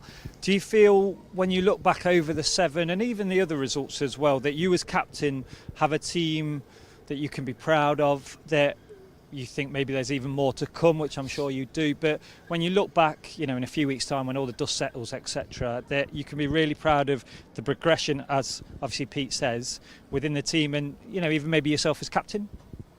Yeah, I'm very proud. I think we've done things, I don't know what Pete thinks, but probably I didn't think was certainly possible, but I believed in everybody. And as I think it's been really led by the senior group of players to put in every day. We do a fielding drill in the morning, and I think the way that Fletch, Brett and Dane have gone about that in the morning after bowling, Brett bowled 34 overs yesterday and he's still running around this morning. And I think that's a testament to everybody, not just us but the support staff, and it says a lot about where we are as a group. And one of the ultimate aims, I think I said to you maybe Aaron a couple of years ago on interview, that we wanted to make Nottinghamshire love us for 4-day cricket again, and the messages I've received on social media from numerous people before this game were saying no matter what happens that we're really proud of you. So that means as much to me as winning a game of cricket, and I think it stands in good stead for the next 2 or 3 years. I really do.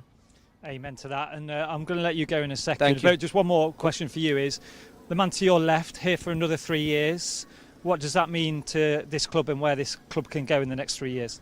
Well, it means everything to the players, because I think that everybody respects what he's done in the game as a coach, and how much he's improved everybody individually. I think there's a few twitchy people when he was out of contract, but when we got the news, the news earlier this week that he'd re-signed for 3 years and hopefully beyond that, but more than that, and more than a coach, he's a friend, and he will be for life. And I'm really proud of how he keeps coming back, because it would have been very easy for someone else to throw the towel in over the last 3 years when we didn't win a game. So I'm made up that he signed again, and I can't wait to continue this working relationship with him. Indeed. Well, I'm going to let you go. Obviously, congratulations. Are you going to say nice things about him now? We'll let him get now. But just on that, Pete, for you, we've not managed to speak to you yet about that, but 3 years for you, what does that mean to you personally? And then also, what are your hopes for those next 3 years? Fletch, we're going to grab you in a minute, mate. Personally, it's an honour always to be offered another contract at a club like this. for me, I think you said it before, you look at the players, you know, I've got a son who plays here, so I see them all very similar, you know. You have to. You look at people and you see their growth, and there's so many stories that have gone on this season, from people who've had hardships and tough times to coming through. We've seen senior players like Samit Patel, you know, grow again, you know, taking on white ball cricket in a different way, and having a season where he MVP'd, an unbelievable effort. To Calvin Harrison coming in that one day side as a youngster and then suddenly starting his career. And in this format, you know, Lyndon, James didn't play the last 2 games, had an outstanding season, never mind, you know, for all the Joey Everson then stepping up. So in many ways for this season, it's been a season of people stepping up. When someone's needed to come in and do something, they've come in. You know, Joey was another one today. He got 5 for last time. This time he's come in and he gets a 50 and a 4-for. So many things, you know. Liam Patterson-White, outstanding second half especially. And the captain himself, you know, I think I give Steve a lot of credit. You know, he had to hold on to himself like everybody did through those tough times. Back your players. And I think Steve's been very unselfish in everything he's done. You know, created opportunities for other people. He'd happily bat 11 and do nothing if it meant we'd win the game. So, you know, he loves this club. He loves the lads who play. And, you know, we work together as a group, and Steve's done a fantastic job.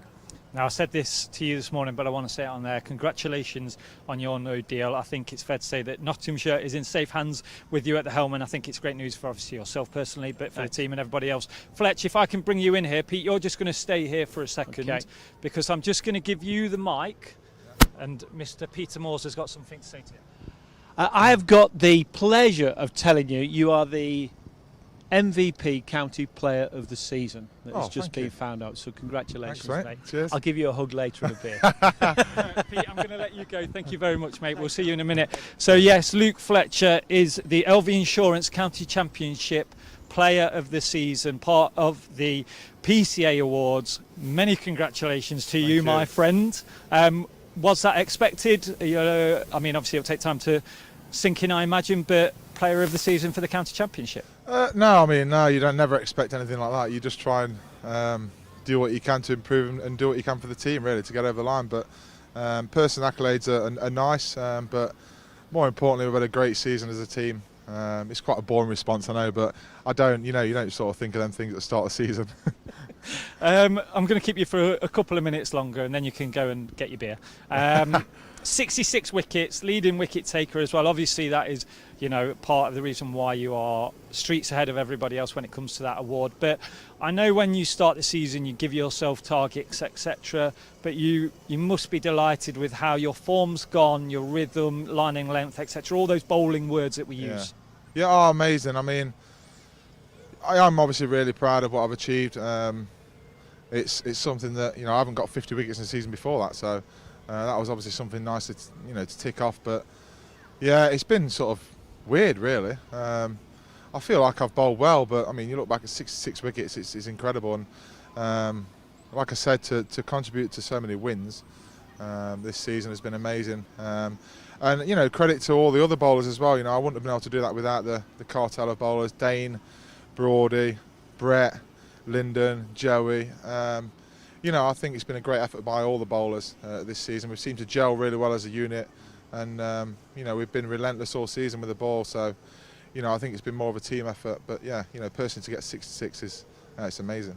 First time since 1999 that 2 Notts bowlers have surpassed 50 wickets as well. So obviously Dame Patterson part of that. You've mentioned the cartel, the Titanic trio. Yeah. There's plenty of other people, Lyndon, Joey, you know, Pato, White, etc.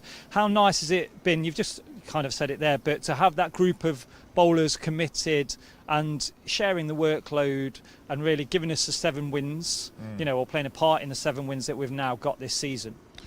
Well, I think having been involved in some good attacks over the years, especially here at Trent Bridge, we just gelled really from the off. It wasn't really forced. The relationships weren't forced.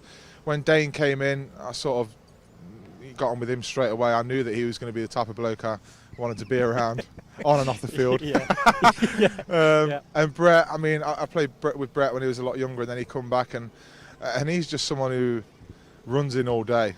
Same as Dane as well, and Joey and Lyndon. So I think we all just had a bit of mutual respect for each other, of the hard graft that we put in. We felt each other's pain, and we just stuck together throughout the season. And I think if you can gel like that as a bowling unit, and you can help each other out and bowl spells when you're tired and front up for your partner at the other end, then you're going to bring success. And it's great that Dane's come and got 50 wickets this year, and Brett, I think having Brett been fit all year, have done the same as well. So it's amazing that what we've achieved as a unit. Now, finally, from you, you're a local lad. You've got your Rudd Road, but obviously everyone around here. Over these 4 days, we've seen a lot of school children in. As you lot have just walked out, they've been cheering, etc. How nice is that to have some youngsters in the county championship? Great. We should do it more often, shouldn't we? I mean, they were loud day one. I thought, what's that noise over there? And there's a load of school shocked kids a few people around the ground, to be honest. I remember coming when I was really young at Cantrell Primary School in Bulwell, and we came to watch a game. I think it was Notts Middlesex, and Paul Johnson was the captain, and that's the first time I ever came to Trent Bridge. And we're sat in this stand here, which used to be the something Clark stand, like a real old stand. So it's nice. I mean, they obviously bring a lot of energy, and it's good to have a bit of noise in the ground as well. But I think the crowd in general over the last 4 days has been amazing. To see so many people coming to watch 4-day cricket is brilliant, and it definitely helps you out when you're playing. We don't know where we're going to finish up, second or third, obviously, depending on the Warwickshire-Somerset result. But as a season on a whole, just finally from you, a Nottinghamshire lad, 7 wins, most bonus points out of any other team. This team has taken some knocks over the years. So for you and the team, how can you look back on season 2021? Well, I think that we couldn't give any more. Whatever happens, happens. You can argue the point system's a bit hit and miss, but I mean, we knew the rules before we came into this, and we knew we had to probably win 3, if not 4 out of 4 games. And I think looking back, we can be really proud of the way we've gone about it. And like I said, everyone's given everything. There's not much left in my, the tank's empty for me. And I know the other bowlers feel like that. And the batters are fronted up, and to get the most batting points in the country is an amazing effort on some of the pitches that we've played on here, which have been testing conditions. So I think we'll look back with pride, really. We're really proud of our efforts, and hopefully it's the start of something for the future. I think you can say no more, my friend. You deserve to go and have a sit down. I will. And a drink. I will, Thank you very much. Thank you. Luke Fletcher, Aaron. congratulations on your award. Just pop it Thanks, down on mate. the floor, Thank mate. All right, enjoy it and celebrate well. My thanks to Luke Fletcher there, and obviously to Pete and to Mort, and to be honest, to all of the lads for the hard work that they've given us this season as well. A big thank you to Dave Bracegirdle and his crew of merry men on the commentary team. Everybody that is visitors here this year, thank you very much for what you have offered us. I've now got to swap mics. I believe you now have me. Kirsty in the ear there saying that my mic had gone. But I was just saying thank you to Dave Bracegirdle and his crew of merry men on the commentary team. Thank you for what they have offered us this year. Thank you to Steve Burks and his crew. You'll see them there behind me, and the hard work that they do. And obviously all the laughs that they give us at 7 a.m. in the mornings. They've been fantastic. Thank you to everybody behind the scenes here at Trent Bridge, from the cameramen and the camera women here. They've done a fantastic job. Thank you very much to Kirsty in the gallery and the girls in the gallery too. Without them, we wouldn't have a stream. But most importantly, thank you to you, the viewers. You've been absolutely amazing to us over the last couple of years. We really do appreciate the words and the comments and the chats that you have with us here at the ground, saying what you like and sometimes what you'd like us to do a little bit better on the stream. We really do appreciate it, and we hope that you have enjoyed the coverage this season. Well, this season has offered us so much. It's offered us lows and it's offered us a lot of highs. We've had losses, but we've also had victories. We've seen a season where we've seen a lot of development and progression within the club. It's been a season where stars of the academy have become stars in the first team. A season where newbies and returnees have left their mark in history at this fantastic club, and where seasoned pros have stood up to the challenge, risen to the top. But more importantly, we hope that it's been a season that has given you a lot of pride in the Notts jersey and given you a lot of hope for the future. From everybody here at Trent Bridge Live, all that is left for me to say is winter well, stay safe, and we really can't wait to see you again in season 2022.